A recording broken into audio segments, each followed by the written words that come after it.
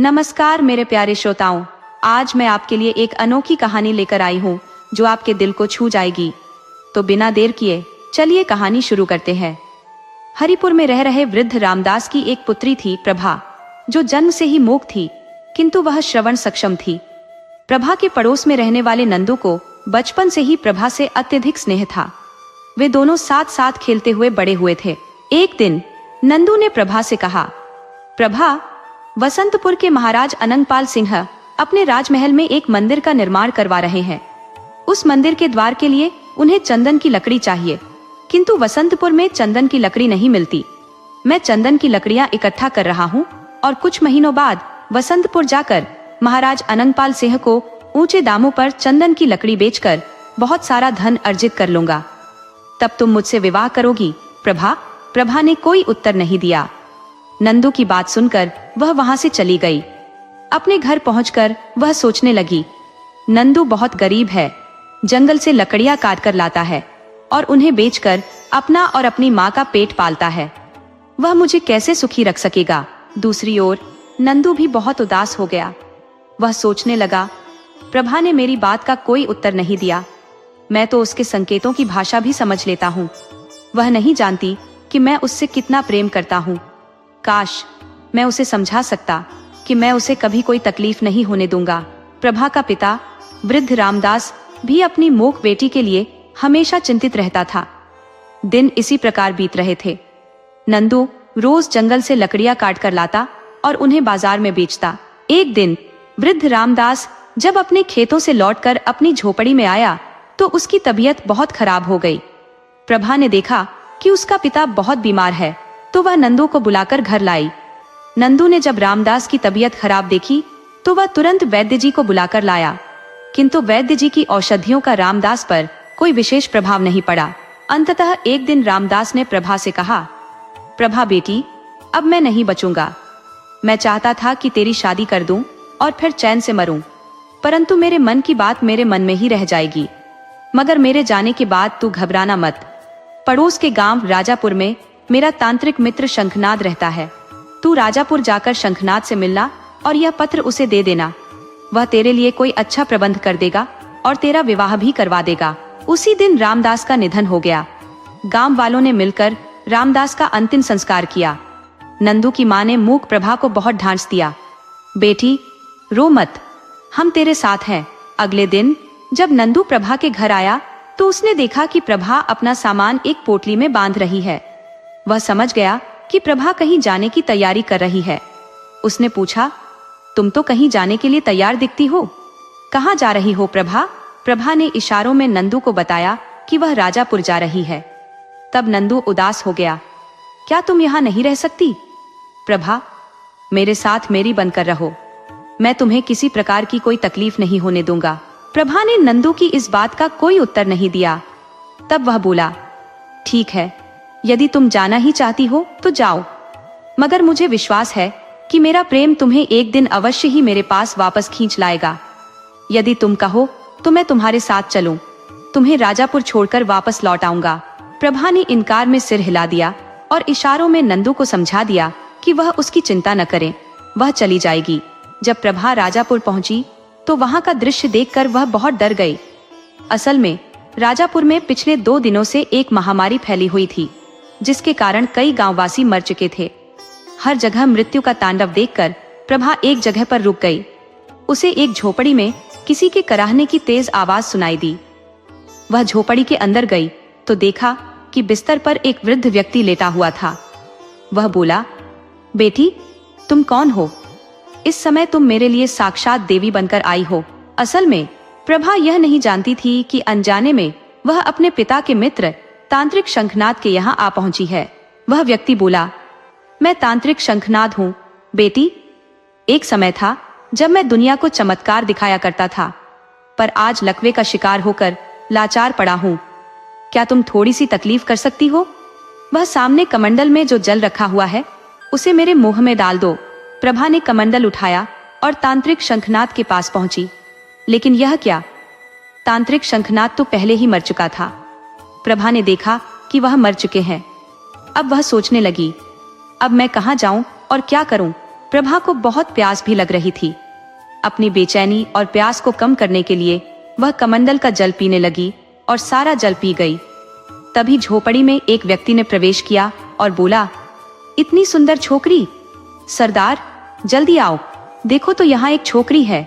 असल में राजापुर गांव में अचानक महामारी फैलने की वजह से गांव के लोग अपनी जान बचाने के लिए जल्दी जल्दी में अपना सारा सामान छोड़कर भाग गए थे। ऐसे समय में बिना किसी विरोध के अधिक से अधिक माल हासिल करने की उम्मीद में खूंखार डाकुओं का गिरोह राजापुर आ पहुंचा था। अपने दल के एक डाकू की आवाज सुनकर उनका सरदार दुर्जन सिंह तांत्रिक शंखनाथ की झोपड़ी में आ पहुंचा। सरदार ने कहा, देखो कितनी सुंदर कन्या है, हम इसे अपने साथ ले चलते हैं। प्रभा जोर से चिल्लाई। नहीं। अगले ही क्षण वह सोचने लगी, अरे मेरे मुंह से आवाज कैसे निकल आई, मैं तो गूंगी थी। डाकुओं का सरदार बोला, सुंदरी चुपचाप हमारे साथ चलो वरना तुम्हारी खैर नहीं है। प्रभा ने सोचा, ओह मैं सचमुच बोलने लगी हूँ। लगता है वह कमंडल का जल चमत्कारी था, लेकिन प्रभा के बार बार चिल्लाने पर भी डाकुओं का सरदार नहीं माना और उसे पकड़कर जबरदस्ती ले जाने लगा। तब प्रभा ने चिल्लाकर कहा, छोड़ दो मुझे, भगवान करे तेरी टांगे टूट जाएं, तेरी आंखें फूट जाएं। इतना कहते ही डाकुओं का सरदार लंगड़ा हो गया और उसकी आंखों की रोशनी चली गई। प्रभा को मालूम नहीं था कि उसके मुंह से जो कुछ भी निकल रहा है वह सच हो रहा है। डाकुओं का सरदार चिल्लाने लगा, हाय मैं अंधा हो गया, मुझे कुछ दिखाई नहीं दे रहा, मेरी टांगे भी नहीं चल पा रही हैं। सरदार के साथी घबराकर बाहर निकल आए और अपने साथियों को चिल्ला चिल्ला कर बताने लगे, साथियों अंदर जो लड़की है वह कोई डायन लगती है, उसने जो भी कहा वह सच हो गया। उसने कहा सरदार लंगड़ा हो जाए और वह लंगड़ा हो गया। उसने कहा सरदार अंधा हो जाए और वह अंधा हो गया। हमें यहाँ से भाग जाना चाहिए। बाकी सब डाकू वहां से भाग गए। अब वहां पर केवल प्रभा और वह अपाहिज डाकू ही रह गए थे। डाकुओं का सरदार जो अब अंधा और लंगड़ा हो चुका था, प्रभा से कहने लगा, सुनो देवी, मुझे यहाँ छोड़कर मत जाओ। प्रभा ने कहा, परंतु मैं तुम्हें अपने साथ कैसे ले जा सकती हूँ, तुम तो चल भी नहीं सकते। इस महामारी से ग्रस्त गांव से निकलने के लिए मुझे एक तेज भागने वाले घोड़े की जरूरत है। तुम घोड़ा बन जाओ तो मैं तुम्हें अपने साथ रख सकती हूँ। प्रभा की बात पूरी होते ही डाकुओं का सरदार एक घोड़े में बदल गया। प्रभा ने सोचा, वाह यह तो कमाल हो गया। इसके बाद वह घोड़े पर सवार हो गई और उस गांव से बाहर चल पड़ी। जल्द ही वह राजापुर गांव की सीमा से बाहर आ गई और वसंतपुर गांव में पहुंची। वहां चारों तरफ सन्नाटा छाया हुआ था। प्रभा ने सोचा, ऐसा लगता है जैसे मैं किसी मुर्दों की बस्ती में आ गई हूं। इतने मकान हैं पर सबके दरवाजे बंद हैं।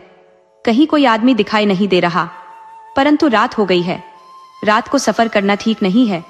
यहीं किसी घर में शरण लेकर विश्राम करना ही ठीक रहेगा। यह सोचकर उसने एक घर का दरवाजा खटखटाया। किसी ने डरते डरते दरवाजा खोला और पूछा, कौन कौन हो तुम? प्रभा ने उत्तर दिया, मैं एक परदेसी हूँ बाबा, रात भर के लिए मुझे यहाँ शरण चाहिए। ठीक है, जल्दी से अंदर आ जाओ, उस व्यक्ति ने कहा। उस आदमी के घर में वह और उसकी पत्नी थे। प्रभा ने उनसे पूछा, बाबा अभी तो ज्यादा रात नहीं हुई है, पर इस गांव में हर तरफ गहरा सन्नाटा छाया हुआ है। आखिर बात क्या है? कुछ मत पूछो बेटी, इस गांव में रोज रात को न जाने कहां से एक उड़ता हुआ राक्षस आता है। उसे स्त्री, पुरुष, बच्चे या जानवर जो भी प्राणी दिखाई दे उसे उठाकर ले जाता है। मेरे घर में अधिक जगह नहीं है, वरना मैं तुम्हारे घोड़े को भी अंदर कर लेता।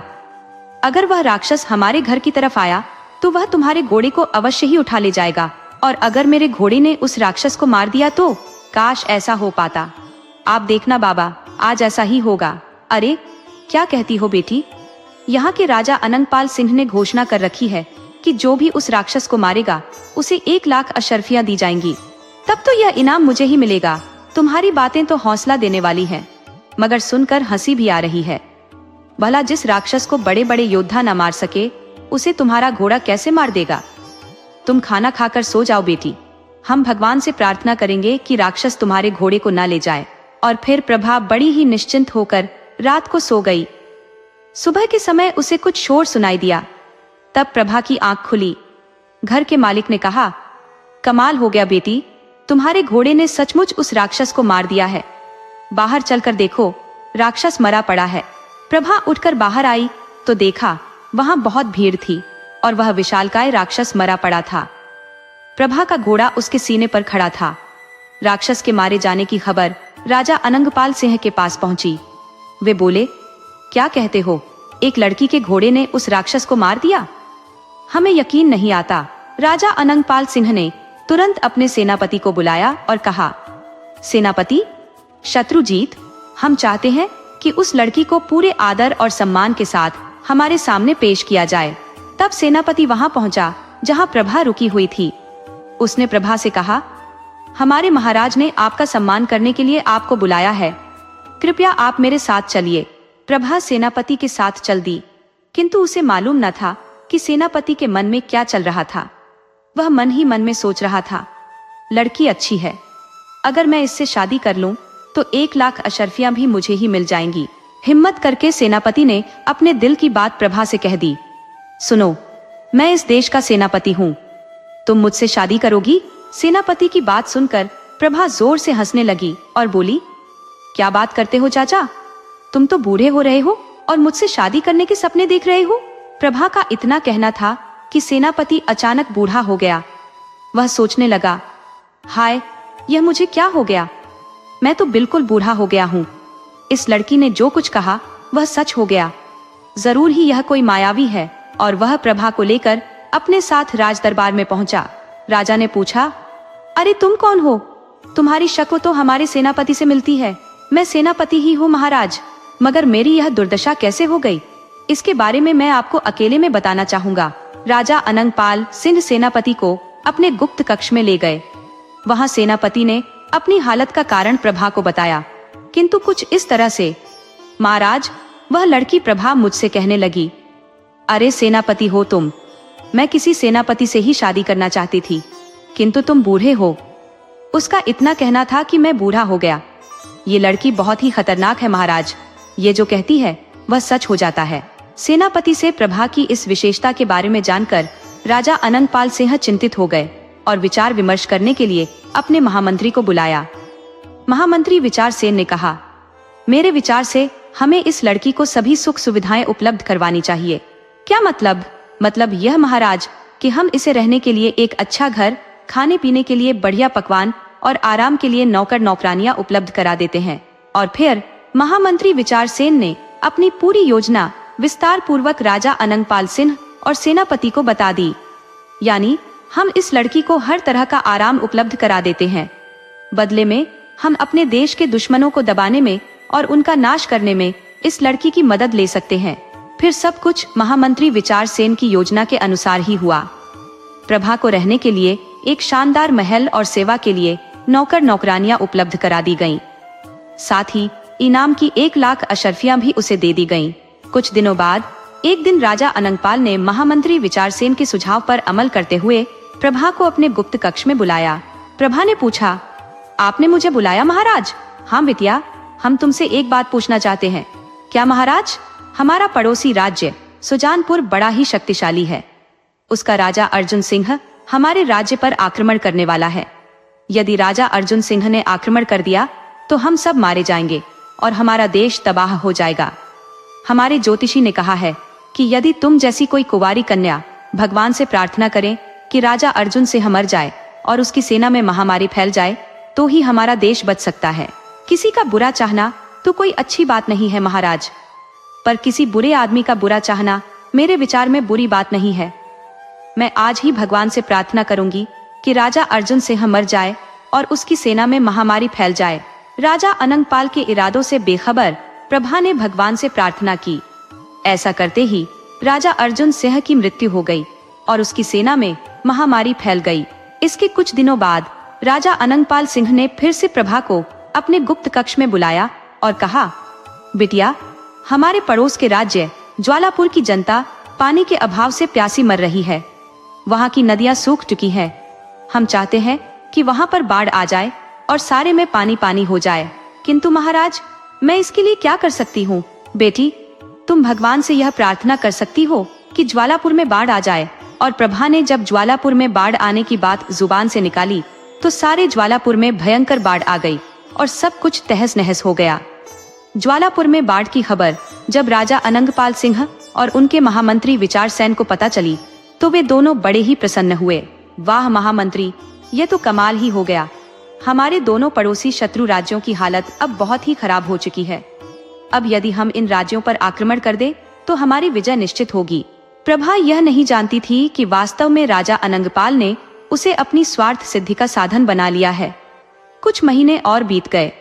हर तरह की सुख सुविधाएं होते हुए भी प्रभा पूरी तरह से संतुष्ट नहीं थी। वह एक दिन सोच रही थी, कितने नौकर नौकरानियां हैं मेरी सेवा के लिए, परंतु फिर भी मैं कितनी अकेली हूँ। अब मुझे शादी कर लेनी चाहिए। उस रात जब प्रभा गहरी नींद में सो रही थी तो उसके महल में अचानक बहुत से सैनिक आ धमके और सोती हुई प्रभा को पलंग सहित उठा ले गए। प्रभा के महल के नौकर नौकरानियों को उन सैनिकों ने निर्दयता पूर्वक कत्ल कर दिया। जब प्रभा की आंख खुली तो वह घबराकर कहने लगी, मैं कहाँ हूँ और आप सब कौन है? सैनिकों ने जवाब दिया, हम आपके शुभचिंतक हैं, आपके मित्र हैं। हमने महामंत्री विचार सेन के कहने पर आपकी जान बचाई है। क्या मतलब? तभी महामंत्री विचार सेन ने वहां प्रवेश किया और बोले, मतलब मैं बताता हूँ कुमारी जी, हमारे राजा अनंगपाल ने आपकी वजह से अपने 2 शत्रु राज्यों पर विजय प्राप्त कर ली, किंतु अब वह इस डर से आपकी हत्या करवाना चाहते हैं कि कहीं कल को आप उनके लिए ही खतरा न बन जाएं। प्रभा ने विस्मित होकर कहा, मैं आपकी बात नहीं समझी मंत्री जी। महामंत्री ने समझाया, क्योंकि आपकी बात हमेशा सच हो जाती है। इसी कारण महाराज अनंगपाल ने सोचा कि कल को तुम बसंतपुर की महारानी बनने के सपने ना देखने लगो, इसलिए उन्होंने तुम्हारी हत्या का आदेश दिया है, किंतु हमने तुम्हें बचा लिया। प्रभा ने कहा, मुझे विश्वास नहीं होता कि महाराज ऐसा आदेश दे सकते हैं। महामंत्री ने कहा, मगर सच्चाई यही है कुमारी जी, आप इन सैनिकों से पूछ लीजिए, मैंने अपनी जान पर खेलकर आपको बचाया है। महामंत्री विचार सेन ने अपने विश्वसनीय साथियों की मदद से प्रभा को यह विश्वास दिला दिया कि राजा अनंगपाल सिंह सचमुच ही उसे मार देना चाहता था। प्रभा ने कहा, भगवान की कसम, मैंने तो कभी महारानी बनने का विचार तक नहीं किया, किंतु अब मैं महारानी बनकर रहूंगी। मगर ऐसा कैसे हो सकता है? बड़ी आसानी से हो सकता है कुमारी जी। आप भगवान से प्रार्थना कीजिए कि महाराज अनंगपाल सिंह वो उनके परिवार पर राजमहल की छत आ गिरे। इस प्रकार महाराज और उनके परिवार की मौत हो जाएगी। तब मैं अपने सैनिकों की मदद से तुरंत राज सिंहासन पर अपना अधिकार कर लूंगा और राजा बन जाऊंगा। फिर मैं तुमसे विवाह करके तुम्हें बसंतपुर की महारानी बना दूंगा। प्रभा ने कहा, ठीक है, यदि आप सच बोल रहे हैं तो मैं भगवान से प्रार्थना करती हूँ कि राजमहल की छत गिर जाए और महाराज की मृत्यु हो जाए, परंतु यदि आपने झूठ बोला तो भगवान आपको मिट्टी का बना दे। प्रभा ने अपनी बात पूरी ही की थी कि महामंत्री विचार सेन मिट्टी की मूर्ति में बदल गया। अगले ही पल विचार सेन के सभी सैनिक प्रभा के कदमों में गिर पड़े और क्षमा मांगने लगे। बाद में प्रभा के पूछने पर सैनिकों ने बताया कि महामंत्री विचार सेन के दिमाग में राजा अनंगपाल सिंह को मरवाकर राजा बनने का विचार आया था और उसी ने षड्यंत्र करके प्रभा के सभी नौकर नौकरानियों की हत्या करवाकर उसे महल से उठवा लिया था। वास्तव में महाराज अनंगपाल सिंह ने तो प्रभा के किसी बुरे की कल्पना तक न की थी। फिर प्रभा के कहने पर वे सभी सैनिक महाराज अनंगपाल के सामने प्रस्तुत हुए और उन्हें सारी सच्चाई बता दी। राजा ने कहा, उफ, मुझे विश्वास नहीं था कि महामंत्री विचार सेन ऐसा कर सकते हैं। राजा ने उन सभी सैनिकों को क्षमा कर दिया। राजा ने प्रभा से पूछा, प्रभा, अब तुम क्या चाहती हो बिटिया? महामंत्री विचार सेन की बातों से एक कामना प्रभा के दिल में घर कर गई थी और वह थी महारानी बनने की। वह निसंकोच होकर बोली, मैं बसंतपुर की महारानी बनना चाहती हूँ। क्या? जी हाँ महाराज, मुझे विश्वास है कि आप मेरी यह इच्छा अवश्य पूरी करेंगे। मगर बिटिया, हमारी और तुम्हारी उम्र में बड़ा ही अंतर है। गुस्ताखी माफ हो महाराज, आप तो मेरे पिता के समान है। आपसे विवाह करने की तो मैं स्वयं भी कल्पना नहीं कर सकती, किंतु आप अपने पुत्र के साथ तो मेरा विवाह कर ही सकते हैं, हमारे बेटे से। राजा अनंगपाल सिंह को एकाएक हंसी आ गई और फिर उनके चेहरे पर विषाद की रेखाएं उभर आईं। उन्होंने कहा, बिटिया, भगवान ने मुझे एक के बाद एक 4 बेटे दिए थे, किंतु मेरा सबसे बड़ा बेटा आज से 15 वर्ष पूर्व जब वह 10 साल का था एक सरोवर में डूबकर मर गया था। उससे छोटे 2 बेटे 10 साल पहले मेरे साथ जंगल में शिकार खेलने के लिए गए थे, परंतु एक नरभक्षी शेर ने आक्रमण कर दिया और दुर्भाग्य से वह मेरे दोनों बेटों को उठाकर ले गया। उस दिन के बाद से मैंने शिकार करना छोड़ दिया। अब मेरा एक बेटा और एक बिटिया है। बेटे की उम्र सिर्फ 8 साल की है और वह उम्र में तुमसे बहुत ही छोटा है। क्या अब भी तुम मेरे बेटे से विवाह करना चाहोगी? नहीं महाराज, किंतु मैं बसंतपुर की महारानी बनना ही चाहती हूँ। मेरी यह इच्छा पूरी करने के लिए आपको ही कोई उपाय करना होगा। प्रभा की जिद के आगे महाराज स्वयं को बेबस महसूस कर रहे थे। खैर, उस सभा के बाद महाराज जब अपने कक्ष में पहुंचे तो उनकी पत्नी ने पूछा, क्या बात है महाराज, आप बहुत ही उदास है। राजा अनंगपाल ने अपनी पत्नी को अपनी उदासी का कारण बता दिया और प्रभा के बारे में भी सब कुछ बता दिया। महारानी, उस लड़की की वाणी में इतनी अद्वितीय ताकत है कि वह जो भी कहती है वह सत्य हो जाता है। ठीक है महाराज, इस समस्या से मुक्ति पाने का उपाय मैं आपको बताती हूँ। अगले दिन महाराज ने प्रभा से कहा, बिटिया, हमने निर्णय लिया है कि कल सुबह जो भी व्यक्ति तुम्हारे राजमहल के बाहर सबसे पहले तुम्हें दिखाई देगा, उससे तुम्हारा विवाह कर देंगे और उसे अपना राज्य सौंप देंगे। इस प्रकार वह बसंतपुर का राजा बन जाएगा और तुम बसंतपुर की महारानी। राजा अनंगपाल की बात सुनकर प्रभा अत्यंत प्रसन्न हो गई। संयोगवश उसी रात प्रभा का बचपन का साथी नंदू चंदन की लकड़ियों का गट्ठर लेकर बसंतपुर आया। उसे पता चला था कि महाराज अनंगपाल सिंह को अपने राजमहल में एक मंदिर का द्वार बनाने के लिए चंदन की लकड़ियों की आवश्यकता है। सुबह सुबह नंदू लकड़ियों का गट्ठर लिए राजमहल पहुंचा। उसी समय प्रभा भी बाहर निकली। अरे नंदू, तुम यहाँ? प्रभा, तुम राजमहल में? और तुम बोलने कैसे लगी? तभी राजा अनंगपाल सिंह वहां आ पहुंचे। प्रभा, बिटिया, तुमने राजमहल से बाहर निकलकर इसी व्यक्ति को सबसे पहले देखा है। हम तुम्हारा विवाह इससे करवा देंगे। उसी दिन बड़ी धूमधाम से नंदू और प्रभा का विवाह संपन्न हुआ। प्रभा का कन्यादान स्वयं राजा अनंगपाल सिंह और उनकी पत्नी ने किया। विवाह के बाद महाराज ने कहा, बिटिया, कल हम तुम्हारे पति को अपना राज्य सौंपकर यह राज्य त्याग देंगे। इसलिए आज हम और महारानी तुम्हारे साथ भोजन करना चाहते हैं।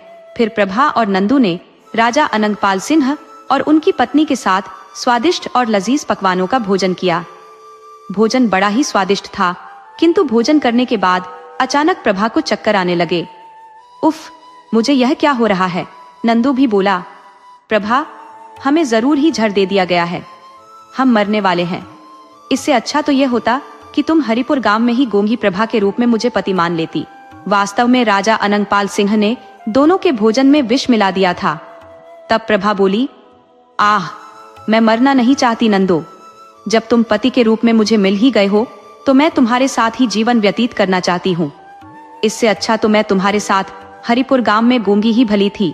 जहर के असर से प्रभा और नंदो तुरंत अपने होश खो बैठे, किंतु वे मरे नहीं। जब उन्हें होश आया तब वे हरिपुर गांव में थे। नंदू ने कहा, अरे, हम कहाँ पर आ गए? अपने ही घर में। वह खुश होकर बोला, और यह कौन है? प्रभा। अरे प्रभा, तुम ही हो? प्रभा ने हाँ में अपना सिर हिलाया, लेकिन चाहने पर भी वह कुछ बोल नहीं सकी। वह फिर से गूंगी हो गई थी। तांत्रिक शंखनाथ के यहाँ से उसने जो चमत्कारी जल पीकर वाणी प्राप्त की थी, वह उसकी अपनी ही बात के कारण नष्ट हो गई थी। जहर के असर के कारण बेहोश होने से पहले उसने यही इच्छा जाहिर की थी। तब नंदू ने कहा, मुझे लगता है मैंने कोई सपना देखा था, और सपने में मैंने यह भी देखा कि तुम बोलने लगी हो। मगर खैर, कोई बात नहीं। मुझे तो तुमसे प्यार है प्रभा। मैं तुम्हारे इशारों की सारी भाषा भी समझ लेता हूँ। तुम्हें मैं कोई तकलीफ नहीं होने दूंगा।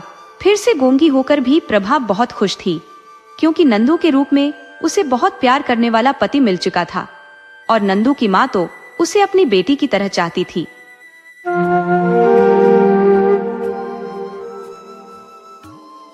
शेरपुर गांव में श्याम नामक एक व्यक्ति निवास करता था। उनके घर में पत्नी और एकमात्र संतान हरकिशोर था। अनेक वर्षों के पश्चात संतान की प्राप्ति से वे अत्यंत प्रसन्न थे। हरकिशोर को बड़े स्नेह और लाड से पाला पोसा गया और उच्च शिक्षा के लिए नगर भेजा गया। हरकिशोर भी मेधावी था और सदैव पढ़ाई में अग्रणी रहता। समय बीतता गया और हरकिशोर एक योग्य चिकित्सक बन गया। वह नगर के एक प्रमुख चिकित्सालय में कार्यरत हो गया। अब श्याम जी की आयु 80 वर्ष हो चुकी थी और उनकी पत्नी का देहांत कई वर्ष पूर्व हो चुका था। उनका पुत्र हरकिशोर, जो एक बड़े अस्पताल में नौकरी करता था, अपने परिवार के साथ शहर में रहता था। हरकिशोर की पत्नी भी एक डॉक्टर थी और उनका एक पुत्र था, कृष्ण, जो श्याम जी का पोता था।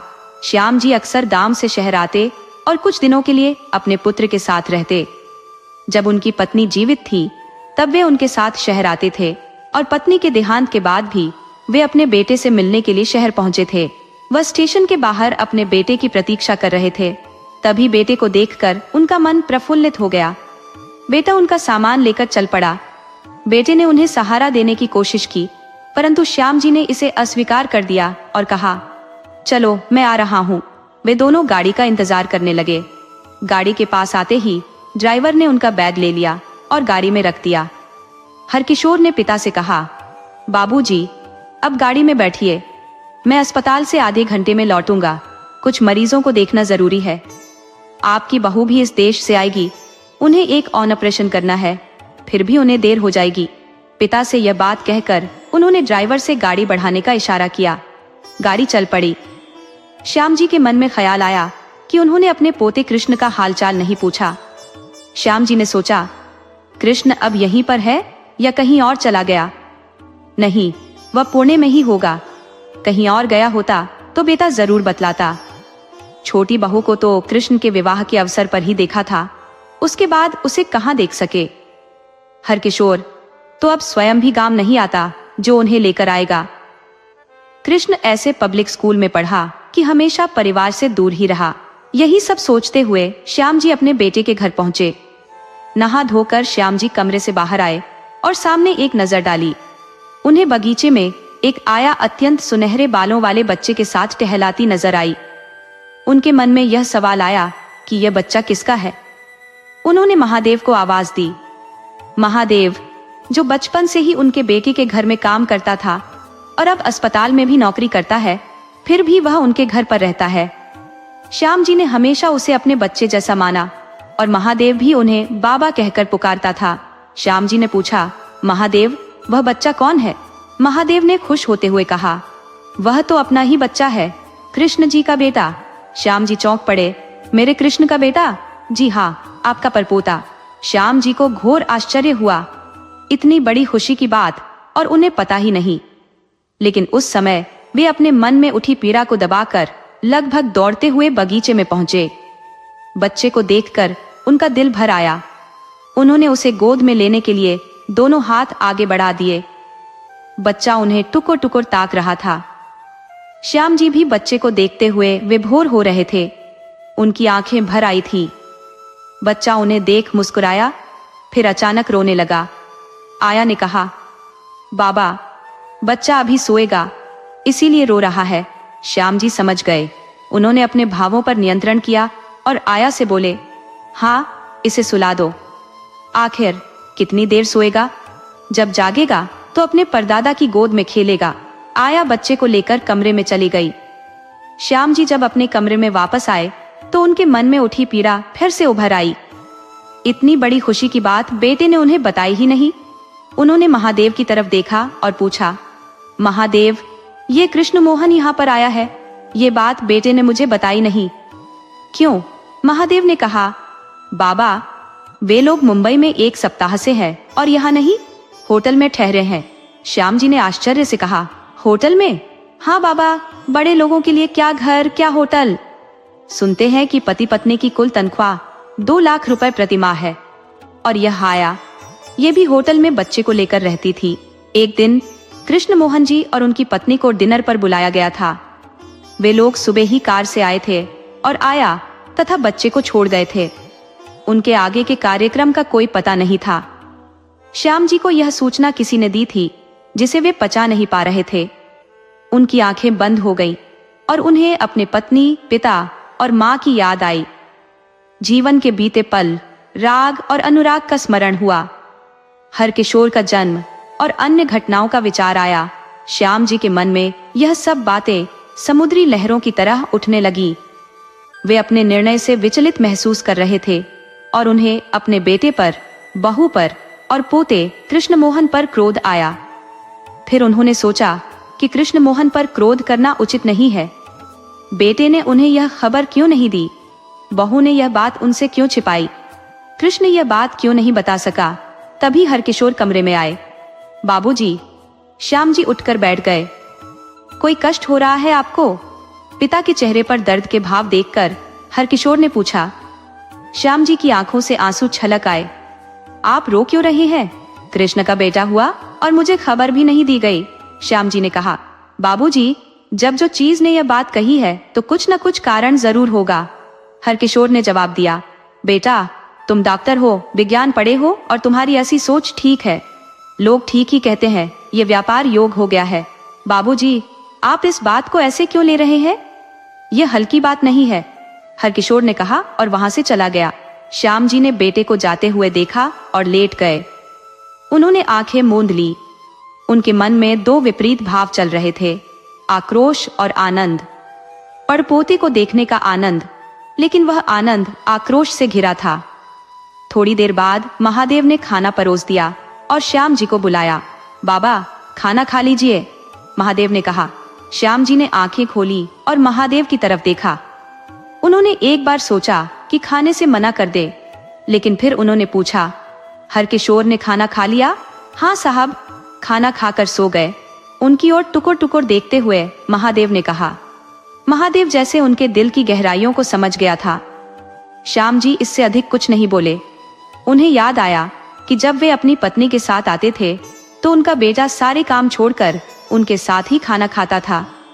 पत्नी और बहू भी साथ बैठती थी। पिता पुत्र साथ में खाना खाते और बातें करते रहते थे। उस सुखद समय को याद कर श्याम जी ने सोचा कि यह उनकी पत्नी की ही व्यवहार कुशलता थी। उसकी मृत्यु के बाद न जाने कितनी बार वह आए, लेकिन अब वह बात कहाँ रही। यही सोचते हुए उन्होंने खाना खाया, हाथ धोए और बिस्तर पर लेट गए। शाम को उनकी नींद टूटी। वे मन ही मन हंसे भी। कारण यह था कि थोड़ी देर पहले ही वह नींद में अपने पड़पोते के साथ खेल रहे थे। उन्हें इस बात पर क्रोध आ रहा था कि वह कृष्ण के बेटे का नाम नहीं पूछ पाए। बच्चे को दूर करने के लिए उनके मन में ममता की तरंगें उठने लगी। उन्होंने महादेव को आवाज दी। हाँ बाबा। महादेव उनके पास आकर खड़ा हो गया। सुनो, मेरे पड़पोते को ले आओ। अब उस चुम्मा के साथ थोड़ी देर खेलूंगा। बाबा, वे लोग तो चले गए। कब? थोड़ी देर पहले ही। कृष्ण मोहन और छोटी मैडम आए थे, थोड़ी देर रहे और फिर चले गए। हरकिशोर साहब अस्पताल में है और मैडम सोई हुई हैं। श्याम जी थोड़ी देर गंभीर मुद्रा में बैठे रहे। उनके मन में ख्याल आया कि पहाड़ से अलग अलग नदियां निकलती हैं, सबकी अपनी अपनी धाराएं होती हैं। जैसा रास्ता वैसी ही नदी की रफ्तार। तो वह क्या कोई पहाड़ है? वह तो नदी की धारा है। मनुष्य पहाड़ हो सकता है भला? यह सब सोचते हुए उन्होंने महादेव की तरफ देखा। आज उन्हें महादेव से जुड़ाव और नजदीकी का अनुभव हुआ। उन्होंने सोचा कि केवल महादेव ही है जो उनकी बात समझ रहा है। उन्होंने पूछा, महादेव, तुम्हारे बच्चे कितने बड़े हैं? एक 13 साल का और दूसरी 1 साल की बच्ची है। श्याम जी के मन में अपनी की तरंगे उमड़ने लगी। उन्होंने पूछा, महादेव, तुम्हारा घर यहाँ से कितनी दूर है? महादेव ने जवाब दिया, 20 मिनट का रास्ता है। तो लोग मुझे वहां पहुंचा दो। मेरी इच्छा बच्चों के साथ खेलने की हो रही है। मैं भी तो उनका बाबा ही हूँ। ऐसा नहीं होगा कि कल चले। नहीं, कल मैं गांव लौट जाऊंगा। तो चलिए। महादेव की खुशी का ठिकाना नहीं था। वे सीधा महादेव के घर पहुंचे और बहुत देर तक बच्चों के साथ खेलते रहे। ऐसा लगता था मानो वह खुद भी बच्चे हो गए हों। देर शाम तक वह अपने बेटे के घर वापस आए। अगले दिन सुबह सवेरे जब बेटा और बहू अपने अपने कार्यक्षेत्र को चले गए, श्याम जी खामोशी से गांव लौट गए। जब बेटा घर वापस आया, महादेव ने उसे बताया कि बाबूजी गांव लौट चुके हैं। पिता के अचानक चले जाने से हरकिशोर को बड़ा धक्का लगा, परंतु वे समझ गए कि पिता नाराज है। अगले 2-3 दिनों में हरकिशोर ने अपने सभी आवश्यक कार्य निपटाकर अपनी पत्नी के साथ पिता के गांव का रुख किया। बेटे को अचानक आया देखकर श्याम जी के सारे गिले शिकवे मिट गए। पिता पुत्र का यह मिलन सारी शिकायतों को बहा ले गया। हफ्ते भर गांव में बिताकर हरकिशोर वापस लौट आया। श्याम जी का मन अब बहुत शांत था और वे खुशी का अनुभव कर रहे थे। उन्हें उम्मीद थी कि उनका बेटा आगे भी उनसे मिलने आता रहेगा। आज की कहानी अनंत गुड़गांव में रहने वाली यशोदा से शुरू होती है। यशोदा गांव की अन्य औरतों की तरह दिन भर घर का काम काज करती रहती थी। उसका एक बेटा था जो गांव में मेहनत मजदूरी करता था। बेटा अक्सर अपनी माँ से बड़े नगर जाकर काम करने की अनुमति मांगता, लेकिन यशोदा उसे अपने पास रखना चाहती थी। वह भी माँ की बात मानकर गांव में ही काम करता रहता। यशोदा की आदत थी कि वह रोज खाना बनाते समय एक अतिरिक्त रोटी बनाती और उसे खिड़की पर रख देती थी, ताकि जो भी जरूरतमंद हो वह उसे ले जा सके। एक फकीर बाबा रोज यशोदा के दरवाजे पर आता और खिड़की पर रखी रोटी उठाकर ले जाता। जब भी वह रोटी उठाता, कहता, तेरा बुरा तेरे पास रहेगा और तेरा अच्छा तेरे पास लौट कर आएगा। यशोदा उसकी बातों पर ध्यान नहीं देती थी। एक दिन यशोदा के बेटे ने फिर बड़े नगर जाकर धन कमाने की बात दोहराई। यशोदा ने उसे साफ मना कर दिया, परंतु इस बार बेटा ठान चुका था कि वह बड़े नगर जरूर जाएगा। उसने कहा, माँ मुझे जाने दे, तभी हम इस गरीबी से निकल पाएंगे। बेटे की जिद के आगे यशोदा को मानना पड़ा और वह उसे बड़े नगर भेजने के लिए तैयार हो गई। अगली सुबह उसका बेटा बड़े नगर की ओर रवाना हो गया। अब यशोदा अपने घर में अकेली थी। वह रोज की तरह अपने काम करती और एक रोटी बनाकर खिड़की पर रख देती। उसे अपने बेटे की बहुत याद आती थी। उधर फकीर बाबा रोज आता, रोटी उठाता और कहता, तेरा किया बुरा तेरे पास ही रह जाएगा और तेरा अच्छा लौटकर तेरे पास जरूर आएगा। अब यशोदा ने उसकी बात को ध्यान से सुना तो उसे यह बात कुछ अटपटी सी लगी। उसने सोचा कि यह फकीर रोज मुझसे रोटी लेकर जाता है, परंतु बदले में मेरे लिए कुछ अच्छा नहीं बोलता। उसने कभी मुझे धन्यवाद नहीं दिया और ना ही कोई आशीर्वाद। बस यही अजीब सी बात कहकर चला जाता है जिसकी कोई समझ नहीं आती। अगले कुछ दिनों तक यही सिलसिला चलता रहा। अब यशोदा को उस फकीर की बात से चिढ़ होने लगी थी। एक दिन वह फकीर से इतनी परेशान हो गई कि उसने सोचा इससे छुटकारा पाना ही होगा। उसके मन में गुस्सा भर गया था। गुस्से में उसने जहर मिलाई रोटी तैयार की और खिड़की पर रख दी। लेकिन जैसे ही उसने रोटी खिड़की पर रखी, उसके अंदर से एक आवाज आई, मैं यह क्या कर रही हूँ? मैं किसी की जान लेने जा रही हूँ। तुरंत ही उसने वह जहर वाली रोटी उठा ली और उसकी जगह साफ सुथरी रोटी रख दी। कुछ देर बाद फकीर बाबा रोज की तरह आए, रोटी उठाई और वही बात दोहराई, तेरा किया बुरा तेरे पास ही रह जाएगा और तेरा अच्छा लौटकर तेरे पास जरूर आएगा।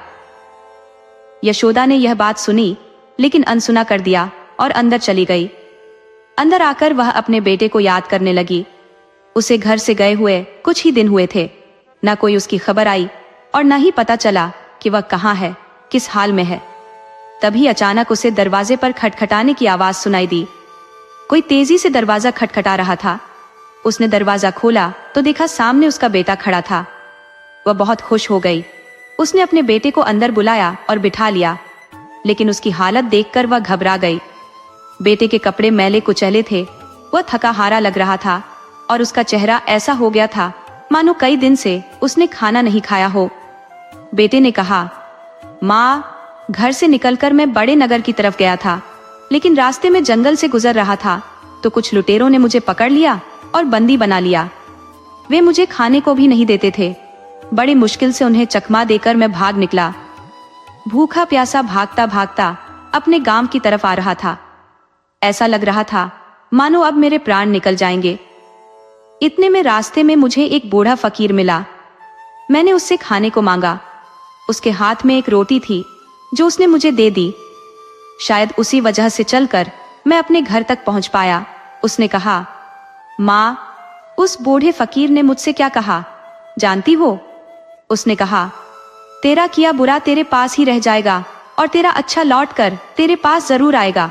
ये सुनते ही यशोदा ने अपने दिल पर हाथ रख लिया और ईश्वर का बहुत शुक्रिया किया कि आज उसने वह जहर वाली रोटी खिड़की पर नहीं रखी थी। आज उसे फकीर की बात का मतलब भी समझ में आ गया कि किया हुआ अच्छा कर्म लौट कर जरूर आता है। इसलिए कभी भी अच्छे काम करना बंद मत कीजिए, क्योंकि यह तय है कि आपके किए हुए अच्छे कर्म किसी न किसी रूप में आपके पास लौटकर जरूर आते हैं।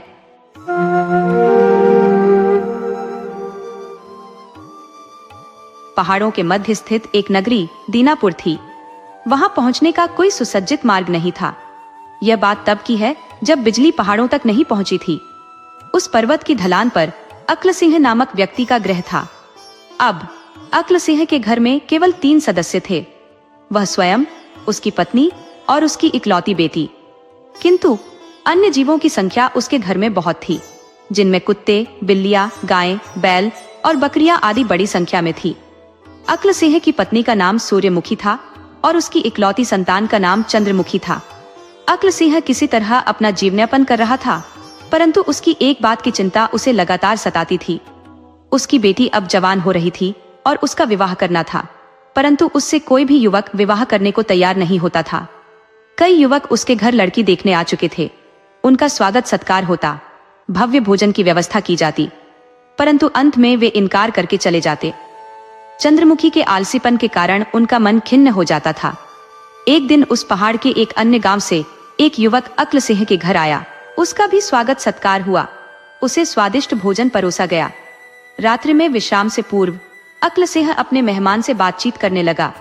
उसने कहा, इस घर में 3 सदस्य हैं, परंतु सारा काम मेरे कंधों पर ही है। बहुत मुश्किल से अपना घर संभाल पा रहा हूँ। उस युवक ने पूछा, आपकी पत्नी और बेटी आपके काम में सहयोग नहीं करती? अक्ल सिंह ने उत्तर दिया, वे सहयोग करती हैं, परंतु पत्नी को कुछ काम करने से पहले 10 बार कहना पड़ता है, तब जाकर वह एक काम करती है। वहीं बेटी की स्थिति और भी भयंकर है। उससे काम निकलवाने के लिए 20 बार कहना पड़ता है, इसीलिए मैं स्वयं ही सारा काम कर लेता हूँ। युवक ने पूछा, ऐसा कब से चल रहा है? अक्ल सिंह ने उत्तर दिया, पहले से ही ऐसा चल रहा था। हम बूढ़े बुजुर्गों का तो चल गया, पर बेटी के साथ ऐसा कब तक चलेगा? कोई उससे विवाह करने को तैयार नहीं होता। कोई आता भी है तो देखकर चला जाता है। यही बात सदैव मेरी चिंता का कारण होती है। बेटी बड़ी हो चुकी है, आज या कल तो मुझे उसका विवाह करना ही है। उसे ऐसे कब तक घर में बिठाए रख सकता हूँ? मुझे समझ में नहीं आता कि अब मैं क्या करूं। उस युवक को अक्ल सिंह की चिंता वाजिब लगी। उसने कहा, देखिए, मैं भी गांव का लड़का हूँ। मेरे माता पिता नहीं है, आज तक मेरा भी विवाह नहीं हुआ। खेत खरिहान करके मैं जीवन चलाता हूँ। मांग कर खाने की स्थिति नहीं आती है। मैं आपकी पुत्री से विवाह करने को प्रस्तुत हूँ, पर मेरी एक शर्त है। अक्ल सिंह ने कहा। बाबू ने कहा, अगर विवाह के लिए तैयार हो तो तुम्हारी हर शर्त मुझे स्वीकार है। अक्ल सिंह ने कहा, तो मुझे कल ही अपनी बेटी दे दीजिए और उसके साथ मुझे बिल्ली, कुत्ते और बकरी का बच्चा भी दीजिए। यही मेरी शर्त है कि आपकी बेटी के संग मुझे जानवर के बच्चे भी चाहिए। प्रसन्न होकर अक्ल सिंह ने रात भर में सारी तैयारी कर दी और सुबह होते ही दोनों का विवाह कर दिया और फिर शाम तक विदा कर दिया। सांझ होने से पहले ही वह युवक दुल्हन को लेकर अपने घर पहुंच गया। घर पहुंचकर युवक ने गाय और बैलों के लिए घास की व्यवस्था की, भोजन तैयार किया और सबको खाना परोसा, यहाँ तक कि कुत्ते, बिल्ली और बकरी के लिए भी। अपनी पत्नी को भोजन दिया, बर्तन मांजे और रात को सो गया। सुबह उठकर उसने चाय बनाई, पत्नी को भी दी और खुद भी चाय पीकर अपने दैनिक कार्यों में जुट गया। इसके बाद भोजन तैयार करके सबको परोसा, बर्तन और घर साफ किया और खेतों को जाने के लिए तैयार हो गया। जाते जाते उसने कुत्ते के पिल्ले से कहा, मैं खेतों की ओर जा रहा हूँ, तुम मेरे पीछे से घर का काम काज देखना, भोजन तैयार करना, बैलों और गायों के लिए घास काटना, घर का सारा काम अच्छे से करना। यह कहकर वह युवक खेतों को चला गया। शाम को थका हारा जब वह घर लौटा तो उसने पिल्ले से पानी की मांग की, परंतु पिल्ले ने कोई उत्तर नहीं दिया। खाने के बारे में पूछा तो भी कुछ तैयार नहीं था। युवक ने गुस्से में आकर कुत्ते के पिल्ले की छड़ी से बहुत पिटाई की और उसे घर से बाहर निकाल दिया। अंत में खाना बनाकर सबको परोसा, साफ सफाई की और सो गया। अगले रोज भी उठकर उसने घर का सारा काम किया और खेतों में जाने से पहले बिल्ली के बच्चे से घर का कामकाज संभालने को कहकर चला गया। आज भी कोई काम नहीं हुआ। शाम को घर पहुंचा तो वह गुस्से से भर गया और बिल्ली के बच्चे को छुरी से बहुत पीटा, उसे भी घर से बाहर निकाल दिया। फिर स्वयं ही घर का सारा काम करने लगा। अगले दिन बकरी के बच्चे की बारी आई। उस युवक ने उसे भी घर के सारे कार्यों के संबंध में कई हिदायतें दी और खेत खलियान को चला गया। यह सारा दृश्य उसकी पत्नी चुपचाप देखती रही, पर कुछ नहीं कहा। जब भी कोई कार्य पूरा नहीं होता, देख, उस युवक ने एक झटके में बकरी के बच्चे का गला शरीर से अलग कर दिया और रात को उसी की सब्जी बनाकर पूरे घर को परोस दी। अगली सुबह सारा कार्य समाप्त कर घर से प्रस्थान करते हुए युवक ने अपनी पत्नी से कहा, देखो, मैं खेतों की ओर जा रहा हूँ, घर का समस्त कार्य देख लेना, गायों को चारा देना, उनके लिए घास काटकर तैयार रखना, घर की सफाई करना और सभी के लिए भोजन भी बना देना। तुमने देखा, जिन्होंने अपना कार्य नहीं किया, मैंने उनका क्या हश्र किया था, इसलिए तुम समय पर अपना काम निपटा लेना। शाम को जब युवक घर लौटा तो उसने पानी के लिए पत्नी को पुकारा। पत्नी डरते हुए तुरंत पानी लेकर आ गई। युवक ने घर और बाहर देखा तो सब कार्य व्यवस्थित था। दोनों ने भोजन किया और सो गए। अब धीरे धीरे युवक के बिना भी उसकी पत्नी सारा काम करने लगी। उसे काम करने की आदत हो चुकी थी। अब वह पहले की तरह आलसी नहीं रही। पति बाहर का काम संभालता और पत्नी घर के अंदर का। सब कुछ ठीक ठाक चल रहा था। शादी के बाद बेटी की कोई खोज खबर नहीं मिली। यह सोचकर अक्ल सिंह अपने दामाद के घर पहुंच गया। अपने ससुर को देखते ही युवक ने पत्नी से कहा, पिताजी के लिए चाय और खाने का प्रबंध करो। बेटी सारा काम कर रही थी। अक्ल सिंह अपनी बेटी में आए इस परिवर्तन को देखकर आश्चर्यचकित रह गया। उसने दामाद से जानना चाहा और पूछा, अगर इतनी जल्दी और इतनी आसानी से तुमने अपनी पत्नी को बदल दिया तो वह उपाय मुझे भी बताओ, ताकि मैं भी तुम्हारी सासू माँ को बदल सकूं। युवक ने कहा, ससुर जी, कल सवेरे आपको यह नुस्खा बताया जाएगा जिसके बलबूते पर मैंने अपनी पत्नी में परिवर्तन लाया है। अब रात काफी हो चुकी है, आप निश्चिंत होकर सो जाइए। इतना कहकर वे दोनों सो गए। सुबह उस युवक ने मिट्टी के फूटे हुए बर्तनों को इकट्ठा किया और उन्हें तोड़कर धूल बनाया। वहीं दूसरी ओर वह कुछ गीली मिट्टी लेकर आया।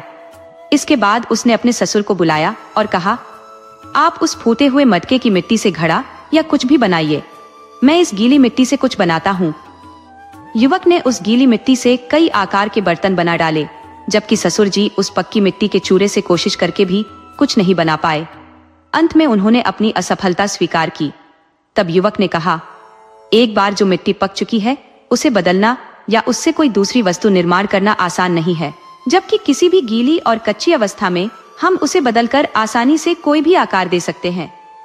ऐसा कहकर उसने अपने ससुर जी से कहा, अब सासू माँ के जीवन में किसी तरह के परिवर्तन की उम्मीद करना बेकार है, क्योंकि अब उनमें इतनी नरमी होती ही नहीं कि उनमें कोई परिवर्तन लाया जा सके। ससुर जी समझ गए कि अब उन्हें अपनी आलसी पत्नी के साथ ही पूरा जीवन बिताना पड़ेगा, लेकिन वह खुश थे कि उनकी बेटी इस आलसीपन से बाहर आ गई थी। इसका सारा श्रेय वह अपने दामाद की बुद्धिमानी को देते थे। अगले दिन ससुर जी वापस अपने गांव लौट गए। अब उनका मन संतुष्ट और शांत था कि उनका दामाद बहुत ही बुद्धिमान व्यक्ति है। अक्ल सिंह खुश था कि उसकी बेटी और उसका पति अब एक खुशहाल जीवन बिता सके। सीलमपुर के छोटे से गांव में साहूकार सुखी चंद अपने परिवार के साथ रहता था।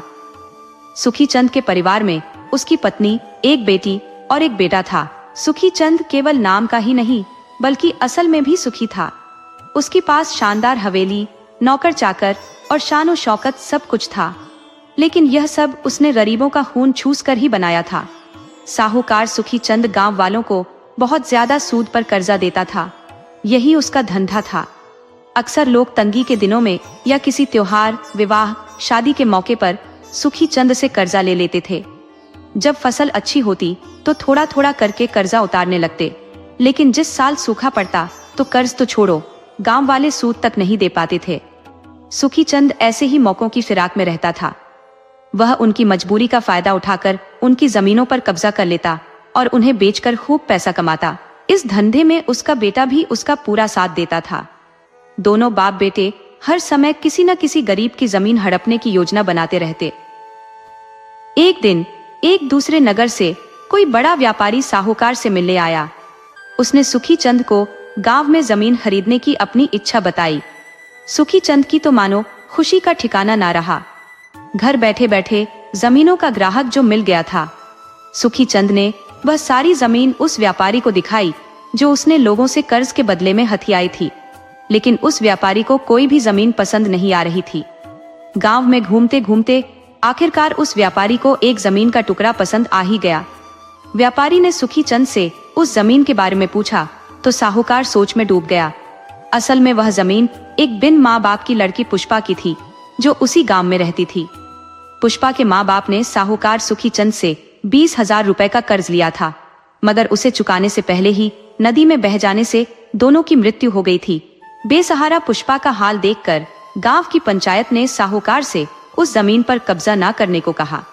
सुखी चंद भला पंचायत की बात को कैसे टाल सकता था, मगर उसके दिल में हमेशा पुष्पा की जमीन को हथियाने की इच्छा थी। आज उस व्यापारी ने जब उस जमीन के बारे में पूछा तो सुखी चंद का लालच उजागर हो गया और उसने जमीन पर कब्जा करने का मन बना लिया। अगले ही दिन वह सारे कर्ज के दस्तावेज और अपनी खाता बही लेकर पुष्पा के घर आ धमका। सुखी चंद ने अपना कब्जा वापस करने की बात कही और ऐसा न करने पर जमीन पर कब्जा करने की धमकी भी दे दी। पुष्पा ने हाथ जोड़कर दया की भीख मांगी, लेकिन सुखी चंद के दिल पर रत्ती भर भी असर नहीं हुआ। गुस्से में पैर पटकता हुआ साहूकार वहां से चला गया। कब्जे की बात सुनकर पुष्पा फिर से पंचायत के मुखिया के पास गई और अपनी जमीन बचाने की गुहार लगाने लगी। मुखिया भी आखिरकार कब तक उसे बचा सकता था। फिर भी पंचों ने यह फैसला किया कि पुष्पा एक साथ पूरा कर्ज नहीं उतार सकती, तो 5,000 करके वह 4-5 महीनों में यह कर्ज चुका दे। उसे पहली किस्त 5,000 जल्द से जल्द देनी होगी, नहीं तो सुखी चंद को जमीन बेचने का अधिकार मिल जाएगा। सारे गांव में यह बात फैल गई कि साहूकार सुखी चंद बेसहारा पुष्पा की जमीन हथियाने वाला है। यह बात उड़ते उड़ते सुखी चंद की बेटी के कानों में भी पड़ी। अपने लालची पिता की करतूत सुनकर बेटी को बहुत दुख हुआ। उसने अपने पिता से इस बारे में बात करने की कोशिश की, लेकिन सुखी चंद को तो बस बड़ा मुनाफा ही दिखाई दे रहा था। सुखी चंद की बेटी ने अपने पिता को बहुत समझाने की कोशिश की, लेकिन वह अपनी बात से टस से मस न हुआ। उसने पुष्पा की जमीन पर कब्जा करने का फैसला कर लिया था। साहूकार की बेटी ने भी जिद पकड़ ली कि वह अपने पिता को जमीन पर कब्जा नहीं करने देगी, लेकिन लालची साहूकार के आगे उसकी एक न चली। अगले दिन सुबह सुबह पुष्पा और 2 पंचायत के लोग साहूकार के घर पहुंचे। पुष्पा ने कर्ज की पहली किस्त 5,000 सुखी चंद के मुंह पर मार दिए और साथ ही कहा कि वह जल्द ही बाकी रकम भी चुका देगी। किस्त की पहली रकम लेकर पुष्पा वहां से चली गई। अब क्योंकि किस्त मिल चुकी थी, तो साहूकार पुष्पा की जमीन पर कब्जा नहीं कर सकता था। इधर सुखी चंद का दिमाग घूम गया। वह सोच में पड़ गया कि आखिर इस गरीब बेसहारा पुष्पा के पास इतना पैसा कहां से आ गया, जो कल तक दाने दाने के लिए तरस रही थी और मेरे सामने भीगी बिल्ली बनकर रहती थी, वह आज शेरनी की तरह गरजने कैसे लगी, कुछ समझ में नहीं आ रहा था। साहूकार ने गांव वालों से पूछताछ की, लेकिन कोई भी उन रुपयों के बारे में नहीं जानता था। कुछ ही दिनों में पुष्पा फिर से सुखी चंद के घर आई और पूरी रकम सूद समेत वापस लौटाकर अपनी जमीन और कर्जे के कागजात लेकर वापस चली गई। साहूकार के हाथों से मानो सोना उगलने वाली जमीन निकलती जा रही थी। वह परेशान था कि पुष्पा के पास इतना धन कहां से आ रहा है, पर वह कुछ भी नहीं कर सकता था। इसी तरह से कुछ समय और बीत गया। एक दिन साहूकार सुखी चंद के चेले चपातों ने खबर दी कि पुष्पा ने अपनी जमीन बेच दी है। साहूकार के हाथों में अब कुछ नहीं था, फिर भी उसे बहुत उत्सुकता थी कि आखिर यह पूरा माजरा क्या है। इस जमीन का खरीदार कौन है, जरा चलकर देखा जाए। जब वह पुष्पा के उस जमीन के टुकड़े पर पहुंचा तो वहां जो देखा उसे देखकर उसके होश उड़ गए। उस जमीन पर एक बोर्ड लगा था। उस बोर्ड पर जमीन के मालिक का नाम देखकर सुखी चंद साहूकार की मानो सांसें थम गई हों। जमीन के मालिक के नाम के आगे उसकी बेटी और पुष्पा का नाम लिखा था। सुखी चंद बदहवास सा दौड़ता हुआ घर पहुंचा और चिल्लाकर अपनी बेटी से पूछा, ये क्या तमाशा लगा रखा है? तब उसकी बेटी ने बताया, पिताजी, मैंने पुष्पा की मदद की थी और उसके लिए मैंने अपने गहने बेच दिए ताकि उसकी जमीन को बचा सकूं। उसने आगे कहा, लेकिन आप पुष्पा का दिल देखिए, उसने जमीन आपसे छुड़वाते ही मेरे गहनों के बदले में आधी जमीन मुझे दे दी। ये सब मैंने आपके लिए किया है पिताजी। आखिर कब तक आप गरीब बेसहारा लोगों की बद्दुआएं लेते रहेंगे? मैं आपको इस नरक से निकालना चाहती हूँ। गरीबों की बद्दुआएं कभी भी हम पर कहर बनकर टूट सकती हैं। अपनी बेटी का एक एक शब्द सुनकर सुखी चंद की छाती चीरती हुई जा रही थी। वह अपनी ही औलाद की नजरों में गिर चुका था। बेटी की बातें सुनते सुनते सुखी चंद की आंखों में आंसू आ गए। वह वहीं पर अपने घुटनों पर आ गया और अपने हाथों से अपना चेहरा छुपा लिया और बेतहाशा रोने लगा। पिता की आंखों से पश्चाताप के आंसू निकलते देखकर बेटी को समझ में आ गया कि उसके पिता फिर से किसी गरीब की जमीन हड़पने की कोशिश नहीं करेंगे। शर्मिंदा सुखी चंद ने अपनी बेटी से भविष्य में कभी किसी की जमीन न हड़पने का वचन दिया। इस तरह से एक बेटी ने अपने पिता को सूदखोरी के नर्क से बाहर निकाल लिया।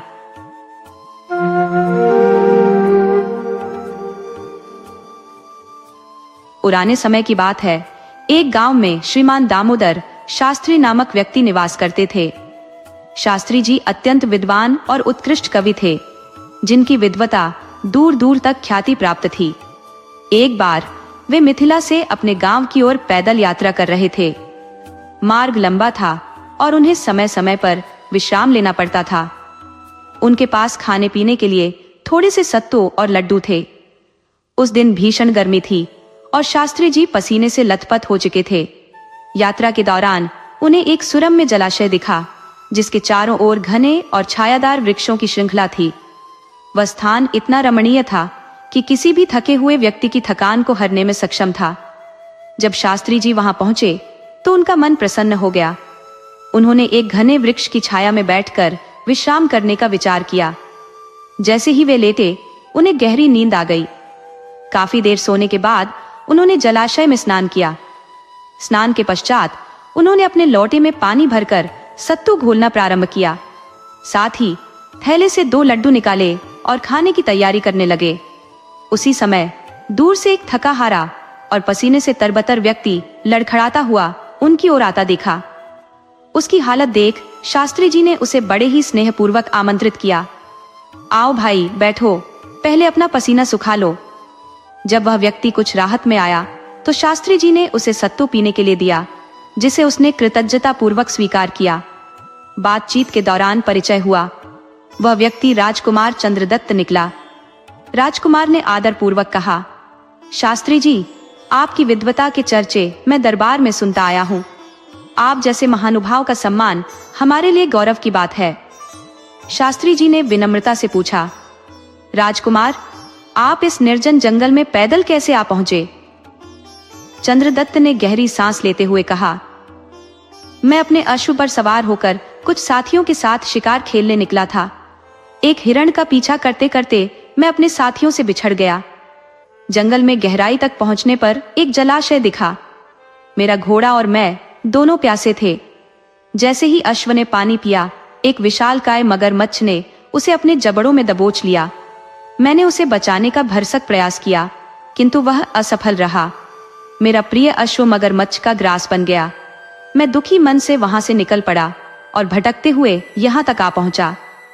शास्त्री जी ने सांत्वना देते हुए कहा, राजकुमार, जीवन में हर घटना प्रभु की इच्छा से होती है। आप धैर्य रखें और कुछ भोजन ग्रहण करें। शास्त्री जी ने आत्मीयता से चंद्रदत्त को 2 लड्डू दिए और स्वयं भी 2 लड्डू लेकर खाने लगे। भोजन के पश्चात उन्होंने जल ग्रहण किया और फिर दोनों विश्राम हेतु लेट गए। वार्तालाप के दौरान चंद्रदत्त अपने राज्य के विविध पहलुओं का वर्णन करने लगे। इसी बीच शास्त्री जी की दृष्टि सरोवर के किनारे बैठे एक कौवे पर पड़ी। वह कौवा अत्यंत विचित्र ढंग से व्यवहार कर रहा था। वह अपने चोंच को बार बार पानी में डुबोता और फिर एक पत्थर पर रगड़ता, मानो किसी अनकही गुत्थी को सुलझाने का प्रयास कर रहा हो। यह दृश्य देखकर शास्त्री जी के मन से सहज ही 2 काव्य पंक्तियां निकल पड़ी। घिसता है, रुक रुक लगता पानी, तेरे मन की बात कलिए, मैंने सब कुछ जानी। राजकुमार चंद्रदत्त ने विस्मय से शास्त्री जी की ओर देखा और कहा, शास्त्री जी, यह तो विलक्षण काव्य है। आपकी ख्याति सचमुच औचित्यपूर्ण है। आपकी कवित्व शक्ति अद्वितीय है। शास्त्री जी मुस्कुराए और बोले, राजकुमार, यह तो उस कौवे की चतुराई देखकर अनायास ही निकल आया, परंतु प्रकृति के ऐसे रचनात्मक दृश्य कभी कभी मानव मस्तिष्क में गहरी छाप छोड़ देते हैं। चंद्रदत्त ने वह पंक्तियां हृदयस्थ कर ली और उनसे आग्रह किया कि वह इन्हें फिर से दोहराए। शास्त्री जी ने काव्य को पुनः पाठ किया। दोनों ने एक दूसरे से विदा ली और अपने अपने मार्ग पर अग्रसर हो गए। जब चंद्रदत्त अपने महल पहुंचे तो वह पंक्तियां अक्सर गुनगुनाने लगे। उनके लिए वह पंक्तियां केवल एक कवि की कल्पना नहीं थी, बल्कि उसमें प्रकृति और मानव मन की अद्भुत अभिव्यक्ति दिखाई देती थी। चंद्रदत्त, जो कि एक योग्य और प्रजावत्सल युवराज थे, जल्द ही मगध के राजा बनने वाले थे। लेकिन राज्याभिषेक के इस सुखद अवसर पर विघ्न आ खड़ा हुआ। वृद्ध राजा की अकस्मात मृत्यु ने उन्हें शोक में डाल दिया। नई जिम्मेदारियों के साथ चंद्रदत्त को राज्य की बागडोर संभालनी पड़ी। दूसरी ओर कुछ धूर्त और स्वार्थी मंत्री सत्ता हथियाने के लिए षड्यंत्र रच रहे थे। उनके षड्यंत्र का मुख्य अंग था राज्य का शाही हजाम गोपाल। उन मंत्रियों ने गोपाल को अपने पक्ष में मिला लिया और कहा, यही वह उपयुक्त समय है जब हम सत्ता में बदलाव कर सकते हैं। भूतपूर्व राजा के शासनकाल में हमने जो अनियमितताएं की हैं, उन्हें छुपाने का यही अवसर है। अब चंद्रदत्त के विषय में गोपाल को भलीभांति ज्ञात था कि यदि उनकी योजना असफल हुई तो उन्हें कारागार में डाल दिया जाएगा। चंद्रदत्त दूरदर्शी और विवेकशील राजा थे, जिनका प्रजा पर गहरा प्रभाव था। षड्यंत्रकारी मंत्री ने चिंतित स्वर में कहा, इसलिए शीघ्र ही उन्हें परलोक की यात्रा पर भेजना अनिवार्य हो गया है। गोपाल ने कुटिलता भरे स्वर में कहा, आप निश्चिंत रहें मंत्री जी, शीघ्र ही मुझे चंद्रदत्त की सेवा में बुलाया जाएगा। मैं उनकी दाढ़ी बनाऊंगा और मेरा पहला वार ही आपकी समस्या को सदा के लिए समाप्त कर देगा। मंत्री ने प्रसन्न होकर कहा, शाबाश, तुम्हें ऐसा पुरस्कार दिया जाएगा जिसकी तुमने कभी कल्पना भी नहीं की होगी। अब यहाँ से चले जाओ। यदि किसी ने देख लिया और चंद्रदत्त को पता चल गया तो तुम्हारी जान खतरे में पड़ जाएगी। गोपाल तुरंत वहां से निकल पड़ा। इस गूढ़ षड्यंत्र से अनजान चंद्रदत्त अपनी प्रजा के हित के लिए नए नियमों का निर्माण कर रहे थे। वह राज्य में फैले भ्रष्टाचार पर अंकुश लगाने के लिए संकल्पित थे और सभी भ्रष्ट अधिकारियों को अपने मंत्रिमंडल से हटाना चाहते थे। एक दिन चंद्रदत्त ने गोपाल नाई को राजमहल में बुलावा भेजा। गोपाल अत्यंत प्रसन्न था। वह इस अवसर की प्रतीक्षा लंबे समय से कर रहा था। अपनी कुटिल योजनाओं को साकार होते देखने की लालसा में वह अपने औजारों के साथ राजमहल में पहुंचा।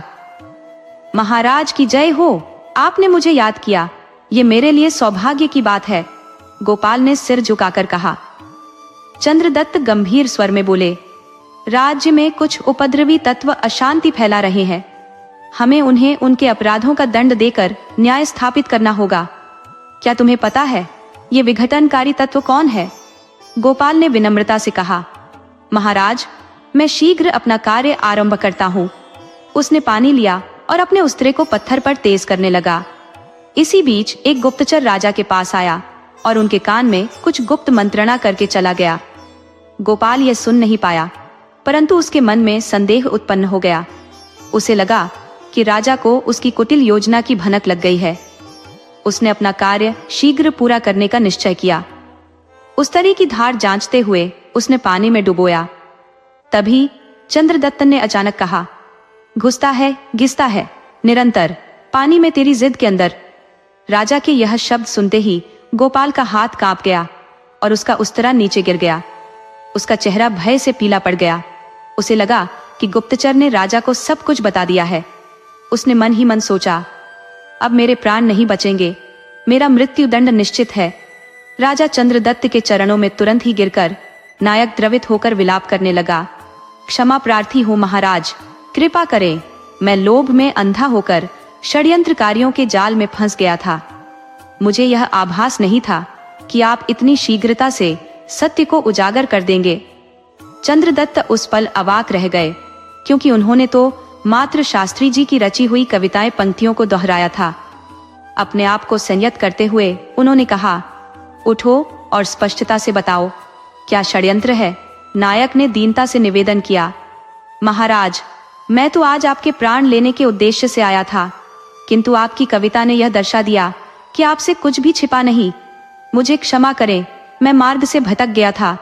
राजा ने गंभीर स्वर में कहा, यदि तुम वास्तव में प्रायश्चित करना चाहते हो तो अपने षड्यंत्रकारी साथियों का नाम शीघ्र बताओ। डर से कांपते हुए नायक ने तोते की भांति समस्त विवरण प्रकट कर दिया। चंद्रदत्त ने तत्काल सैनिकों को बुलाकर षड्यंत्रकारियों की गिरफ्तारी के आदेश दिए। सभी शत्रुओं को दरबार में उपस्थित प्रजा के समक्ष प्रस्तुत किया गया, जहां नायक को साक्षी बनाकर पूरी साजिश उजागर कर दी गई। राजा ने दोषियों को कारागार में डालने और नायक को राज्य से निष्कासित करने के आदेश दिए। जब यह सब कार्य संपन्न हुआ तो चंद्रदत्त चिंतन में डूब गए। उन्होंने अनुभव किया कि शास्त्री जी की एक कविता ने न केवल उनके प्राणों की रक्षा की, बल्कि उनके शत्रुओं का भी सदैव के लिए निवारण कर दिया।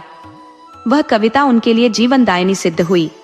उनका हृदय कृतज्ञता से भर उठा और अगले ही दिन उन्होंने अपने विश्वस्त साथियों के साथ शास्त्री जी के निवास पर जाने का निर्णय लिया। जब राजकीय सवारी शास्त्री जी के घर के समक्ष पहुंची तो पूरा ग्राम विस्मय से भर गया। शास्त्री जी ने मगध नरेश और उनके अनुचरों का हार्दिक स्वागत किया। एकांत वार्ता के दौरान चंद्रदत्त ने कहा, शास्त्री जी, मैं जानता था कि आप विद्वान हैं, किंतु अब मुझे ज्ञात हुआ कि आप में कोई दिव्य शक्ति भी है। आपकी एक कविता ने मेरे प्राणों की रक्षा ही नहीं की, बल्कि मुझे संभावित संकट के प्रति सचेत भी किया। शास्त्री जी मुस्कुराते हुए बोले, महाराज, यह तो काली माँ की असीम अनुकंपा का फल है। यह आपकी महानता है कि आप इसका श्रेय मुझे दे रहे हैं। चंद्रदत्त के मन में शास्त्री जी के प्रति सम्मान और अधिक बढ़ गया और उन्होंने अपने जीवन में उनके उपदेशों को सदा स्मरण रखने का संकल्प लिया।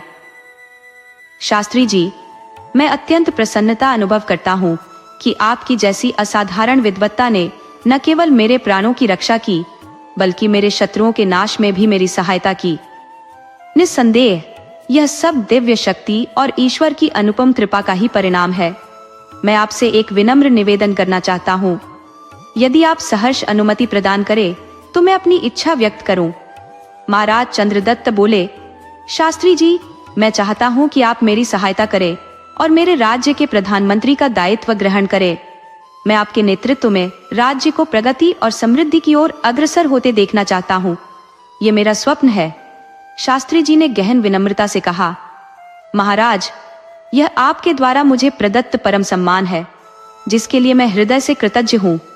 किंतु क्षमा करें, मैं इस दायित्व का निर्वहन करने में असमर्थ हूं।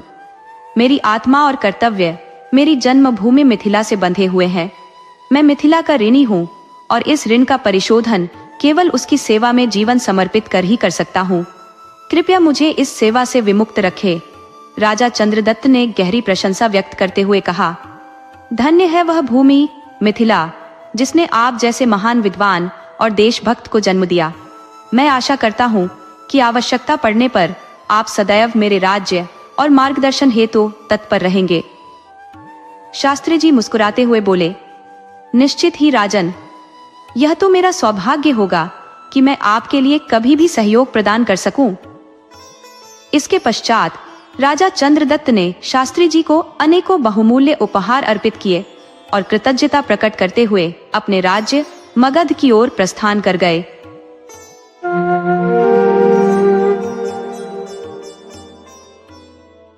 गांव के मशहूर ठाकुर परिवार में शहनाइयां बज रही थी।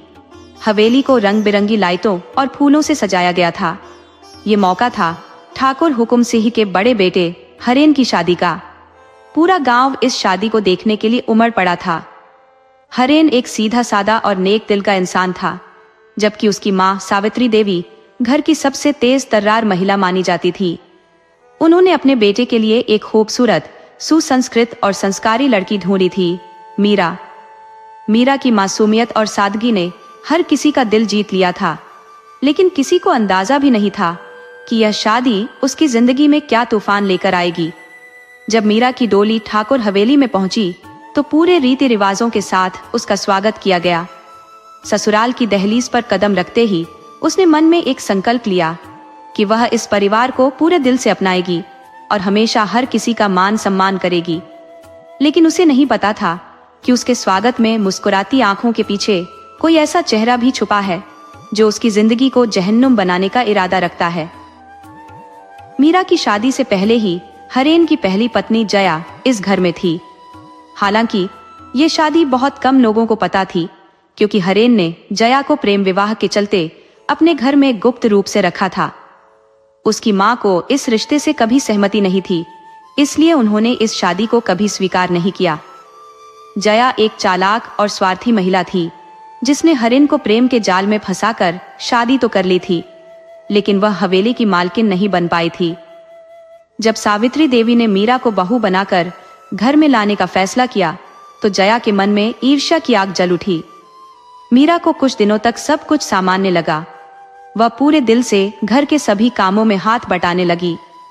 उसकी सादगी और मीठे स्वभाव ने नौकर चाकर से लेकर घर के अन्य सदस्यों तक को उसका कायल बना दिया। हरेन भी धीरे धीरे मीरा के प्रति आकर्षित होने लगा।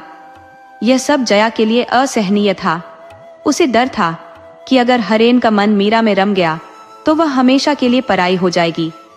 उसने मन ही मन तय कर लिया कि मीरा को इस घर से निकालकर ही दम लेगी। जया की चालें शुरू हो चुकी थी।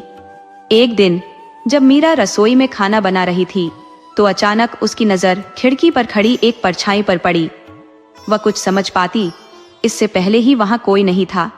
उसने सोचा कि यह उसका भ्रम होगा, लेकिन यह केवल शुरुआत थी। अगली सुबह जब ठाकुर साहब अपनी सुबह की चाय पी रहे थे तो उनके कप में एक अजीब सी गंध आई। उन्होंने तुरंत चाय छोड़ दी और गुस्से में नौकरों को डांटने लगे।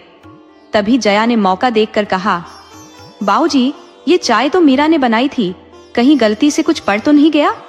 मीरा अवाक रह गई। उसने सफाई दी कि उसने चाय में कुछ नहीं मिलाया, लेकिन शक का बीज बो दिया गया था। यह जया की पहली चाल थी। वह जानती थी कि सीधे तौर पर मीरा को हटाना आसान नहीं होगा, इसीलिए उसने उसे बदनाम करने का तरीका अपनाया। कुछ दिनों बाद जया ने एक और चाल चली। उसने अपने एक विश्वास पात्र नौकर से मीरा के कमरे में गहनों का डिब्बा छुपा दिया। फिर घर में हंगामा खड़ा कर दिया कि उसके गहने चोरी हो गए हैं। पूरे घर की तलाशी ली गई और जब गहनों का डिब्बा मीरा के कमरे से निकला तो सबकी आंखें चौड़ी रह गई। सावित्री देवी का गुस्सा 7वें आसमान पर था। बहू बनकर आई हो और चोरी करने लगी, शर्म आनी चाहिए, उन्होंने गुस्से में कहा। मीरा ने बार बार सफाई दी कि उसने कुछ नहीं किया, लेकिन सबके मन में शक की लकीर खींच चुकी थी। हरेन भी परेशान था, लेकिन बिना सबूत के कुछ नहीं कह सकता था। वह मीरा से बहुत प्यार करने लगा था, लेकिन अपनी मां की अवहेलना भी नहीं कर सकता था। जया अपनी योजना में सफल हो रही थी। मीरा अब घर के सभी सदस्यों की नजरों में संदिग्ध बन चुकी थी, लेकिन उसने हार मानने की बजाय यह तय किया कि वह इस झूठ को बेनकाब करके रहेगी। उसने सोचा कि जो भी उसके खिलाफ साजिश कर रहा है उसे खुद ही पकड़ना होगा। उस रात मीरा अपने कमरे में बैठकर सोच रही थी कि आखिर कौन उसके खिलाफ इतना कुछ कर रहा है। तभी उसे दरवाजे के पीछे से किसी के चलने की हल्की सी आवाज आई। वह चौंक गई और धीरे धीरे जाकर दरवाजे के पास खड़ी हो गई। उसने देखा कि कोई परछाई खिड़की से बाहर निकल रही थी। यह जया थी, लेकिन मीरा अब भी इस बात से अनजान थी। मीरा को एहसास हो गया था कि हवेली में कोई उसके खिलाफ साजिश रच रहा है। अब वह पूरी तरह सतर्क हो गई थी। उसे अभी नहीं पता था कि यह सब करने वाली कोई और नहीं बल्कि हरेन की पहली पत्नी जया ही है। लेकिन जब उसे इस सच का पता चलेगा तब उसकी दुनिया पूरी तरह हिल जाएगी। जया की साजिशें रंग लाने लगी थी। मीरा के खिलाफ घर में धीरे धीरे अविश्वास बढ़ रहा था। हरेन उससे प्यार तो करता था, लेकिन मां की भावनाओं के आगे चुप था। सावित्री देवी की नजरों में मीरा अब पहले जैसी आदर्श बहू नहीं रही थी। उसे हर वक्त इस बात का डर सताने लगा कि अगर वह जल्द ही खुद को निर्दोष साबित नहीं कर पाई तो ये घर उसके लिए नरक बन जाएगा। जया ने इस बीच अपनी अगली चाल चलने की तैयारी कर ली थी। वह जानती थी कि मीरा को हवेली से निकालना इतना आसान नहीं होगा, लेकिन अगर वह उसे हरेन की नजरों में गिरा दे तो उसका काम और आसान हो सकता था। एक दिन उसने हरेन को संकेतों में यह जताने की कोशिश की कि मीरा के किसी और से संबंध है। मीरा उस वक्त आंगन में बैठी थी जब जया ने हरेन के पास आकर धीमी आवाज में कहा, भैया, मुझे कुछ ठीक नहीं लग रहा। मैं कुछ नहीं कह सकती, लेकिन तुम अपनी आंखों से देख लो। कुछ बातें कहने से ज्यादा देखने में समझ आती है। हरेन चौंक गया। उसने जया से साफ साफ कहने को कहा, लेकिन वह बस इतना कहकर चली गई कि वह सबूत के बिना कुछ नहीं कह सकती। हरेन के दिमाग में शक का बीज डालकर जया ने अगला कदम उठाया। रात होते ही जया ने हवेली के नौकर रघु को बुलाया। रघु पर उसे पूरा भरोसा था, क्योंकि उसने कई बार उसके छोटे मोटे काम किए थे। जया ने उसे कुछ पैसे देकर कहा, कल रात तुम मीरा के कमरे के पास जाओ और वहां उसकी किसी से बातचीत का बहाना बनाकर शोर मचाओ, मैं बाकी संभाल लूंगी। रघु ने वैसा ही किया। आधी रात को जब सब गहरी नींद में थे तब अचानक हवेली में शोर मच गया। रघु मीरा के कमरे के बाहर खड़ा था और जोर जोर से कह रहा था, छोड़ो मुझे, मैं यहाँ चोरी करने नहीं आया, मुझे गलत मत समझो।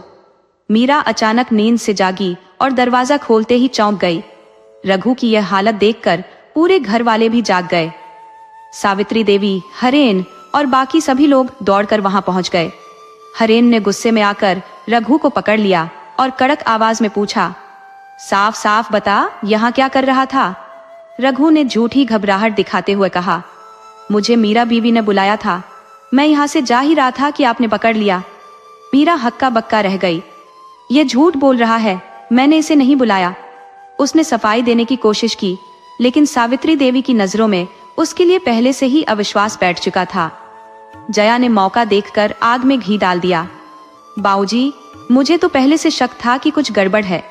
कोई लड़की आधी रात को किसी नौकर को अपने कमरे में क्यों बुलाएगी? हरेन ने कुछ नहीं कहा, लेकिन उसकी आंखों में भी एक अजीब सा संदेह झलकने लगा। मीरा उसकी चुप्पी से चुप गई। मीरा ने रघु को ध्यान से देखा। उसे महसूस हुआ कि वह कुछ छुपा रहा है। उसने हिम्मत करके कहा, अगर मैंने तुम्हें बुलाया था तो कोई सबूत दिखाओ, ये बताओ कि मैंने क्या कहा था। रघु घबरा गया। उसे इसका जवाब नहीं सूझा। वह कुछ बोल पाता इससे पहले ही जया बीच में बोल पड़ी, बहू, अगर कुछ गलत नहीं किया तो इतना परेशान क्यों हो रही हो? मीरा की आंखों में आंसू थे। उसने हरेन की तरफ देखा, लेकिन वह चुप था। ये चुप्पी उसके दिल पर गहरी चोट कर गई। रात बीती, लेकिन यह घटना मीरा के मन में घर कर गई।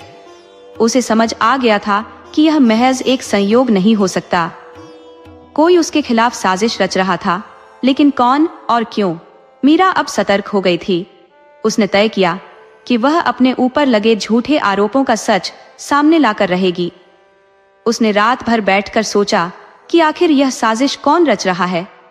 उसे यह अंदाजा तो था कि घर में किसी को उसकी मौजूदगी बर्दाश्त नहीं हो रही, लेकिन जया की असली सच्चाई से वह अब भी अनजान थी। अगले दिन मीरा ने जानबूझकर रसोई में जाकर जया के पास बात करने की कोशिश की। उसने हल्के फुल्के अंदाज में कहा, भाभी, कल रात की घटना बहुत अजीब थी, है ना? मुझे तो समझ ही नहीं आ रहा कि यह सब कैसे हुआ। जया मुस्कुराई और जवाब दिया, हाँ बहन, कभी कभी ऐसे हादसे हो जाते हैं, लेकिन अब तुम्हें सतर्क रहना चाहिए। आखिर तुम्हारी इज्जत का सवाल है। मीरा को जया की मुस्कान में कुछ अजीब लगा। ये मुस्कान सहानुभूति की नहीं, बल्कि जीत की थी। लेकिन मीरा अभी कुछ कहने की स्थिति में नहीं थी। उधर हरेन अब भी सोच में पड़ा था। उसे मीरा से बहुत लगाव था, लेकिन वह माँ की बातों को नजरअंदाज नहीं कर सकता था। जया की बातों ने उसके मन में हल्का सा शक डाल दिया था। उसने मीरा से कुछ नहीं कहा, लेकिन दूरी बनाए रखने लगा। जया को एहसास हो गया था कि उसकी योजना सही दिशा में जा रही है।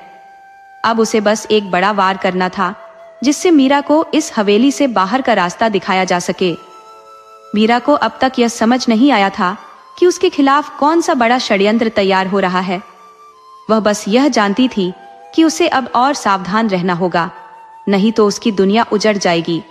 लेकिन क्या वह समय रहते सच का पर्दाफाश कर पाएगी, या जया की अगली चाल उसे और भी बड़ी मुसीबत में डाल देगी? जया अब पूरी तरह से अपने खेल में आगे बढ़ चुकी थी।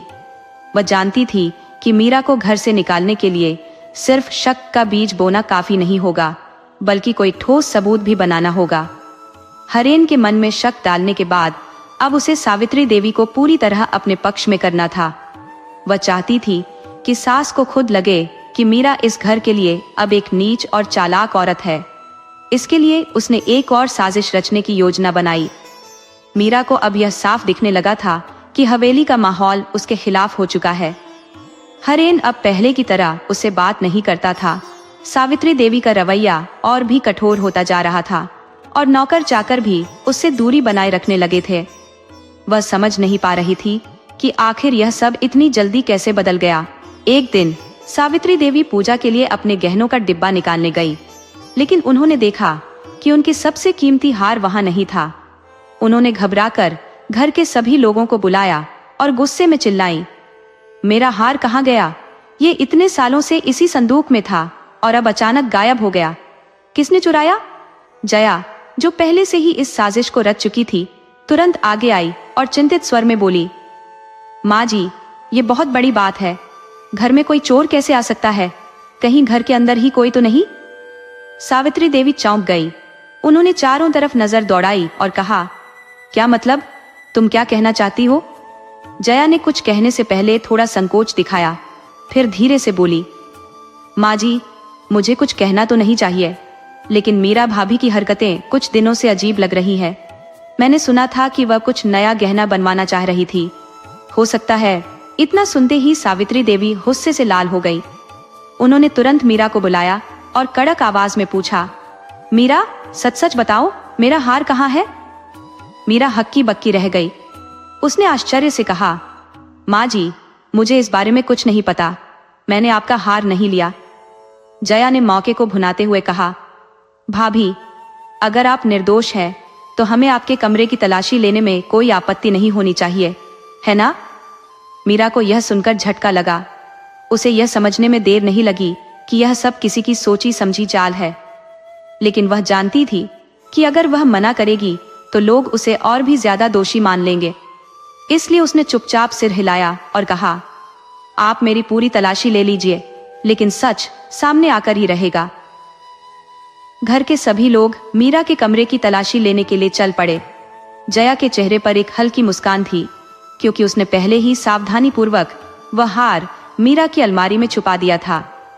जैसे ही हरेन ने अलमारी खोली, वहां कपड़ों के बीच सावित्री देवी का कीमती हार चमकता हुआ नजर आया। ये देखते ही सावित्री देवी गुस्से से कांपने लगी। उन्होंने झटके से हार उठाया और चिल्लाई, मीरा, ये क्या है? तुमने चोरी की? मीरा की आंखों में आंसू आ गए। उसने हैरानी से कहा, माँ जी, ये हार यहाँ कैसे आया? मैंने इसे नहीं रखा। जया ने तुरंत सहानुभूति दिखाने का नाटक किया और कहा, भाभी, अगर आप कहती हैं कि आपने नहीं रखा, तो ये यहाँ कैसे आया? कोई और तो इसे यहाँ रख नहीं सकता, है ना? हरेन की आंखों में भी संदेह दिखने लगा। वह मीरा को गहराई से देखने लगा। उसे यकीन नहीं हो रहा था कि जिस मीरा से वह इतना प्यार करता था, वह चोरी कर सकती है। लेकिन यह भी सच था कि हार उसकी अलमारी से निकला था। मीरा ने हरेन की ओर देखा। उसकी आंखों में उम्मीद थी कि कम से कम वह तो उस पर विश्वास करेगा, लेकिन हरेन चुप था। सावित्री देवी अब और नहीं सुनना चाहती थी। उन्होंने कड़क आवाज में कहा, मीरा, मैं यह नहीं सह सकती कि इस घर की बहू चोर निकले। तुम्हें इस घर में रहने का कोई हक नहीं। अब बहुत हो गया। हरेन, इसे अभी के अभी मायके भेज दो।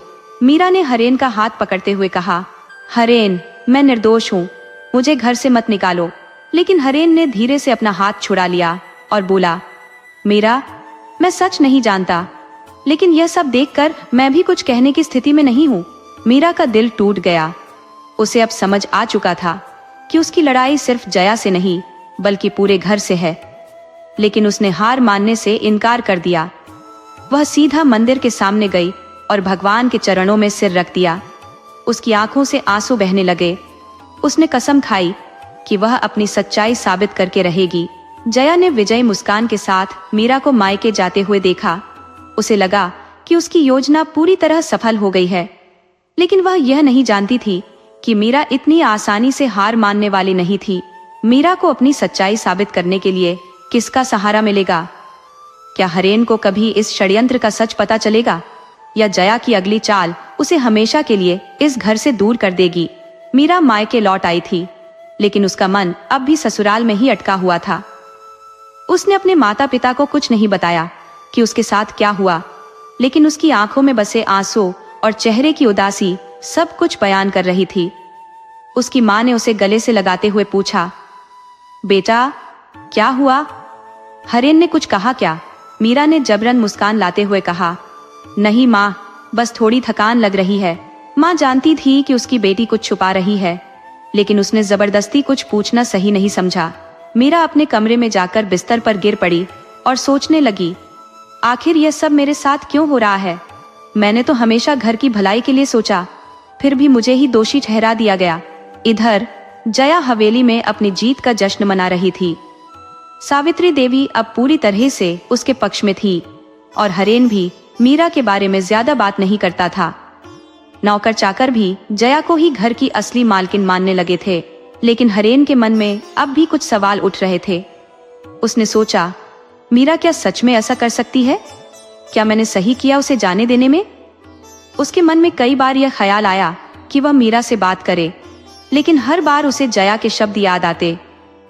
अगर उसने चोरी नहीं की तो हार उसकी अलमारी में कैसे आया? ये सोचकर वो खुद को शांत कर लेता। जया को लगा कि अब मीरा हमेशा के लिए इस घर से बाहर हो चुकी है, लेकिन उसे पूरी तरह निश्चिंत होने के लिए एक आखिरी चाल चलनी थी। उसने सोचा कि अगर हरेन मीरा से मिलने गया तो कहीं ना कहीं उसके मन में सच्चाई जानने की इच्छा जाग सकती है। इसीलिए उसे हरेन का ध्यान पूरी तरह से अपने ऊपर केंद्रित करना था। एक दिन जब हरेन ऑफिस से लौटा तो जया जानबूझकर सीढ़ियों से गिरने का नाटक करने लगी। वह जोर से चिल्लाई, हरेन बचाओ! हरेन दौड़कर उसके पास पहुंचा। जया दर्द से कराह रही थी। डॉक्टर को बुलाया गया, जिसने बताया कि उसके पैर में हल्की मोच आ गई है और उसे कुछ दिनों तक आराम करना होगा। जया के चेहरे पर दर्द के साथ एक हल्की मुस्कान भी थी। अब हरेन पूरी तरह से उसकी देखभाल में व्यस्त हो जाएगा और मीरा को भूल जाएगा। उसने हरेन से प्यार से कहा, अब मैं कुछ भी काम नहीं कर पाऊंगी, तुम मेरे साथ बैठोगे ना? हरेन ने सिर हिलाया और वहीं बैठ गया। इस बहाने से जया ने हरेन का ध्यान पूरी तरह अपनी ओर खींच लिया। वह अब अपने मकसद में सफल हो चुकी थी। दूसरी ओर मीरा अपने मायके में चुपचाप बैठी नहीं रह सकती थी। उसे अपनी बेगुनाही साबित करनी थी। उसने सोचा, अगर मैंने हार की चोरी नहीं की तो फिर किसने की? और वह हार मेरी अलमारी में कैसे पहुंचा?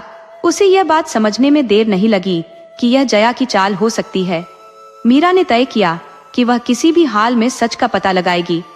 उसने अपनी सहेली सीमा को बुलाया, जो उसी शहर में रहती थी। सीमा बचपन से ही मीरा की सबसे करीबी दोस्त थी। उसने सारी बात उसे बताई। सीमा ने गंभीर होकर कहा, मीरा, मुझे पूरा यकीन है कि इसमें कोई साजिश है, लेकिन हमें इसका सबूत चाहिए। मीरा ने कहा, हमें किसी भी तरह हवेली में जाकर पता लगाना होगा कि आखिर हुआ क्या था। सीमा ने कुछ सोचा और फिर कहा, मेरे पास एक तरीका है। अगले ही दिन सीमा ने नौकरानी के भेष में हवेली में काम मानने के लिए दरवाजे पर दस्तक दी। क्योंकि हवेली में पहले से ही काम करने वाली एक नौकरानी कुछ दिनों के लिए गांव गई थी, इसलिए सावित्री देवी ने उसे काम पर रख लिया। अब सीमा के पास मौका था सब कुछ करीब से देखने का। जया को इस नए नौकरानी पर शक तो हुआ, लेकिन वह ज्यादा ध्यान नहीं दे सकी, क्योंकि वह हरेन का भरोसा पूरी तरह जीतने में लगी थी। सीमा ने धीरे धीरे हवेली में सबकी गतिविधियों पर नजर रखनी शुरू कर दी। एक रात जब सभी सो चुके थे तो सीमा ने चुपके से जया के कमरे में जाने का सोचा, लेकिन तभी उसने देखा कि जया अपने कमरे में अकेले बैठकर खुद से बातें कर रही थी। मीरा को निकालना आसान था, लेकिन अब हरेन को पूरी तरह अपना बनाने में थोड़ी मेहनत लगेगी। सीमा को पूरा यकीन हो गया कि यही असली अपराधी है। उसने धीरे से अपने फोन में ये सब रिकॉर्ड कर लिया। सीमा ने तुरंत यह सबूत मीरा को भेजा। मीरा ने जब यह रिकॉर्डिंग सुनी तो उसकी आंखों में गुस्सा भर आया। उसने सोचा, अब मैं चुप नहीं बैठूंगी, ये जया की आखिरी चाल होगी।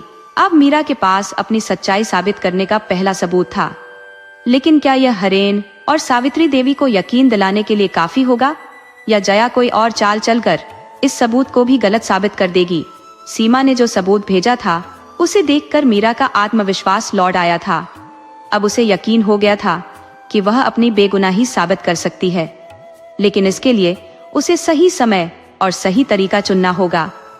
जया बहुत चालाक थी और अगर उसने जरा भी भनक पाली कि मीरा कुछ करने वाली है तो वह जरूर कोई और षड्यंत्र रच देगी।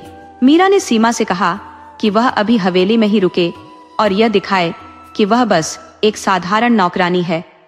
सीमा हर रोज सावित्री देवी और हरेन की बातें ध्यान से सुनती, ताकि यह जान सके कि उनके मन में मीरा के लिए क्या विचार है।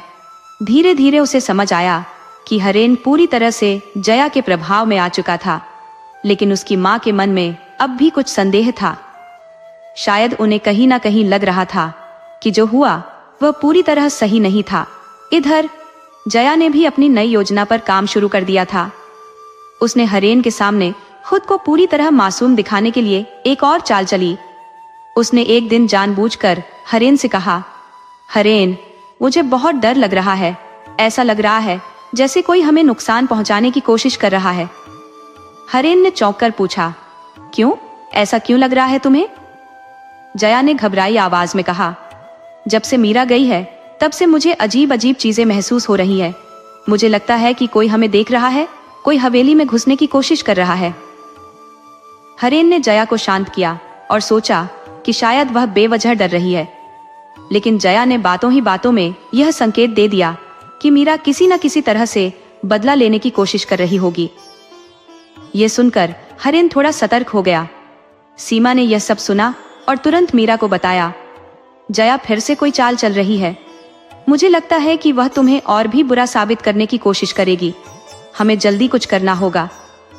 मीरा ने कहा, हमें हरेन और सावित्री देवी के सामने सबूत पेश करने होंगे, लेकिन ऐसा नहीं कि जया उसे गलत साबित कर सके। हमें उसे उसी के जाल में फंसाना होगा। मीरा ने एक नई योजना बनाई। उसने सीमा से कहा कि वह एक रात जया के कमरे में कुछ ऐसा करने की कोशिश करे जिससे उसकी सच्चाई खुद ब खुद सामने आ जाए। सीमा ने मौका पाकर जया के कमरे के दरवाजे के पास हल्की आवाजें निकालनी शुरू की, जैसे कोई कानाफूसी कर रहा हो। फिर उसने धीरे धीरे दरवाजे को खटखटाया और भाग गई। जया को लगा कि कोई सच में उसके कमरे में घुसने की कोशिश कर रहा है। वह घबरा गई और तेजी से दरवाजा खोलकर बाहर आई, लेकिन वहां कोई नहीं था। उसने इधर उधर देखा और बड़बड़ाने लगी, नहीं, यह नहीं हो सकता। मीरा वापस नहीं आ सकती। मैं जीत चुकी हूँ। सबूत कहीं नहीं बचा। अगर किसी को पता चल गया कि मैंने ही हार चुराया था तो सब खत्म हो जाएगा। तभी अचानक हवेली के मुख्य दरवाजे की लाइट जल गई और सामने हरेन खड़ा था। उसके हाथ में मोबाइल था जिसमें उसने सब रिकॉर्ड कर लिया था। जया का चेहरा फक पड़ गया। हरेन ने कठोर आवाज में कहा, क्या कहा तुमने? तुमने ही हार चुराया था? जया को समझ नहीं आ रहा था कि वह क्या कहे। उसने हड़बड़ाते हुए कहा, ना, नहीं हरेन, मैंने ऐसा कुछ नहीं कहा। मैं तो बस डर गई थी। लेकिन तभी सावित्री देवी भी वहां आ गई। उन्होंने गुस्से से जया को घूरते हुए कहा, तो यह सच है? तुमने ही मीरा को इस घर से निकलवाने की साजिश रची? जया की सारी चालें अब बेकार हो चुकी थी। उसने बहुत कोशिश की कि कोई बहाना बना सके, लेकिन अब कोई भी उसकी बातों पर भरोसा करने वाला नहीं था। हरेन को समझ आ गया था कि उसने कितनी बड़ी गलती कर दी थी। उसने बिना सोचे समझे मीरा को दोषी मान लिया और उस औरत पर भरोसा किया जिसने उसके पूरे परिवार को धोखा दिया।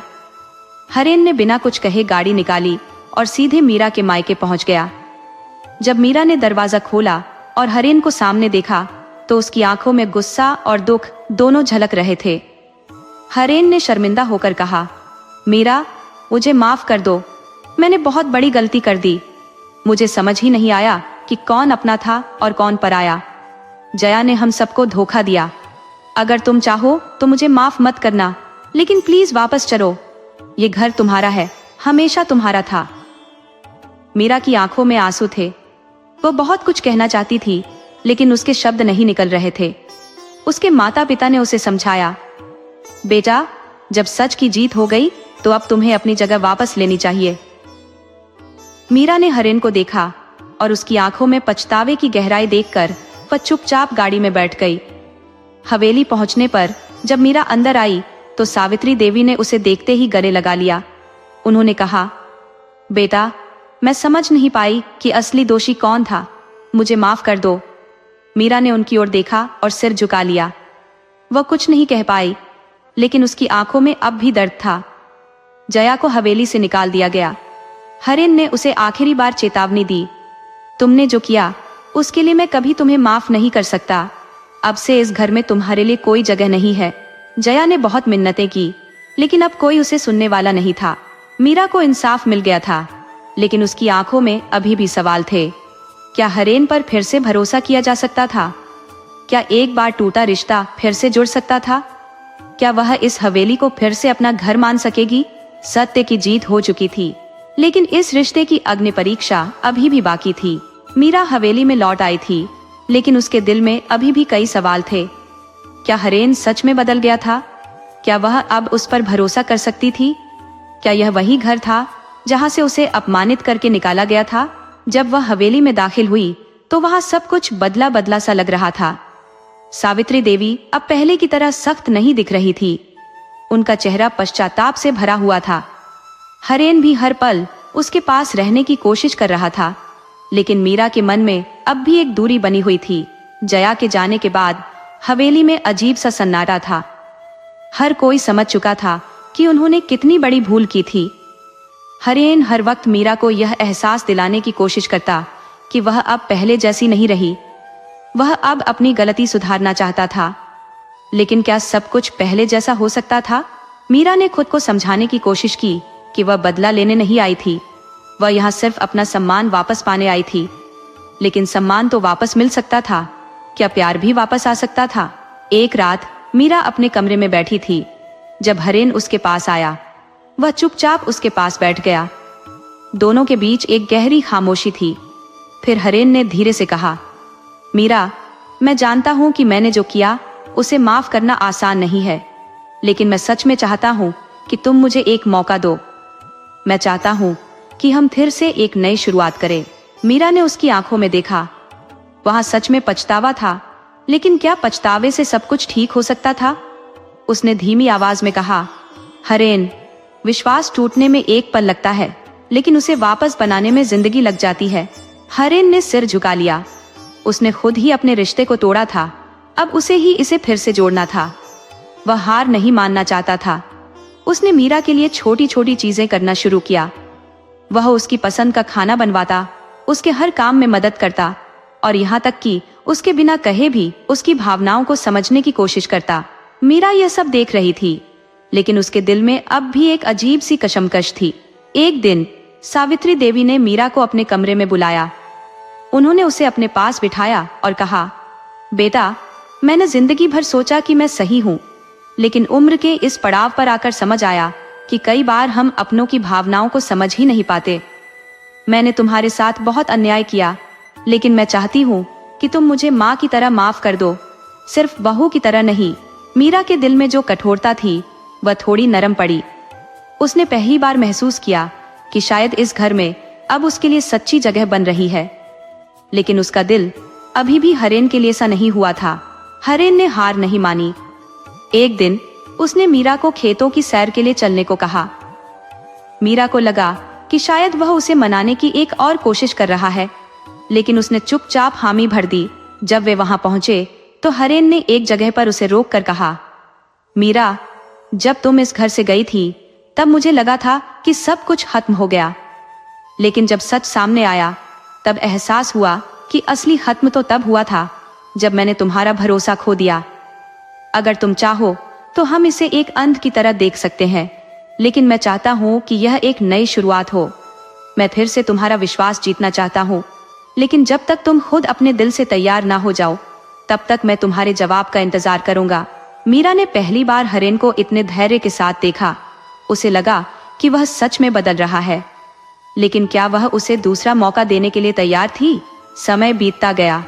हरेन अपनी कोशिशों में लगा रहा। धीरे धीरे मीरा ने भी महसूस किया कि उसका गुस्सा और दर्द कम हो रहा है। एक दिन हवेली में किसी ने मीरा को हरेन के कमरे में देखा।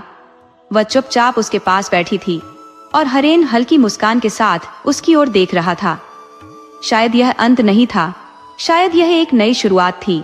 कहानी हमें यह सिखाती है कि विश्वास किसी भी रिश्ते की नींव होता है। एक बार टूटने पर उसे जोड़ना मुश्किल होता है, लेकिन सच्चा पछतावा, धैर्य और सही प्रयास से इसे दोबारा पाया जा सकता है।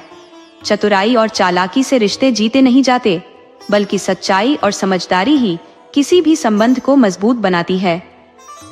इस कहानी में मीरा ने अपमान सहकर भी धैर्य और आत्मसम्मान नहीं छोड़ा और हरेन ने अपनी गलती से सीख लेकर खुद को बदलने का प्रयास किया।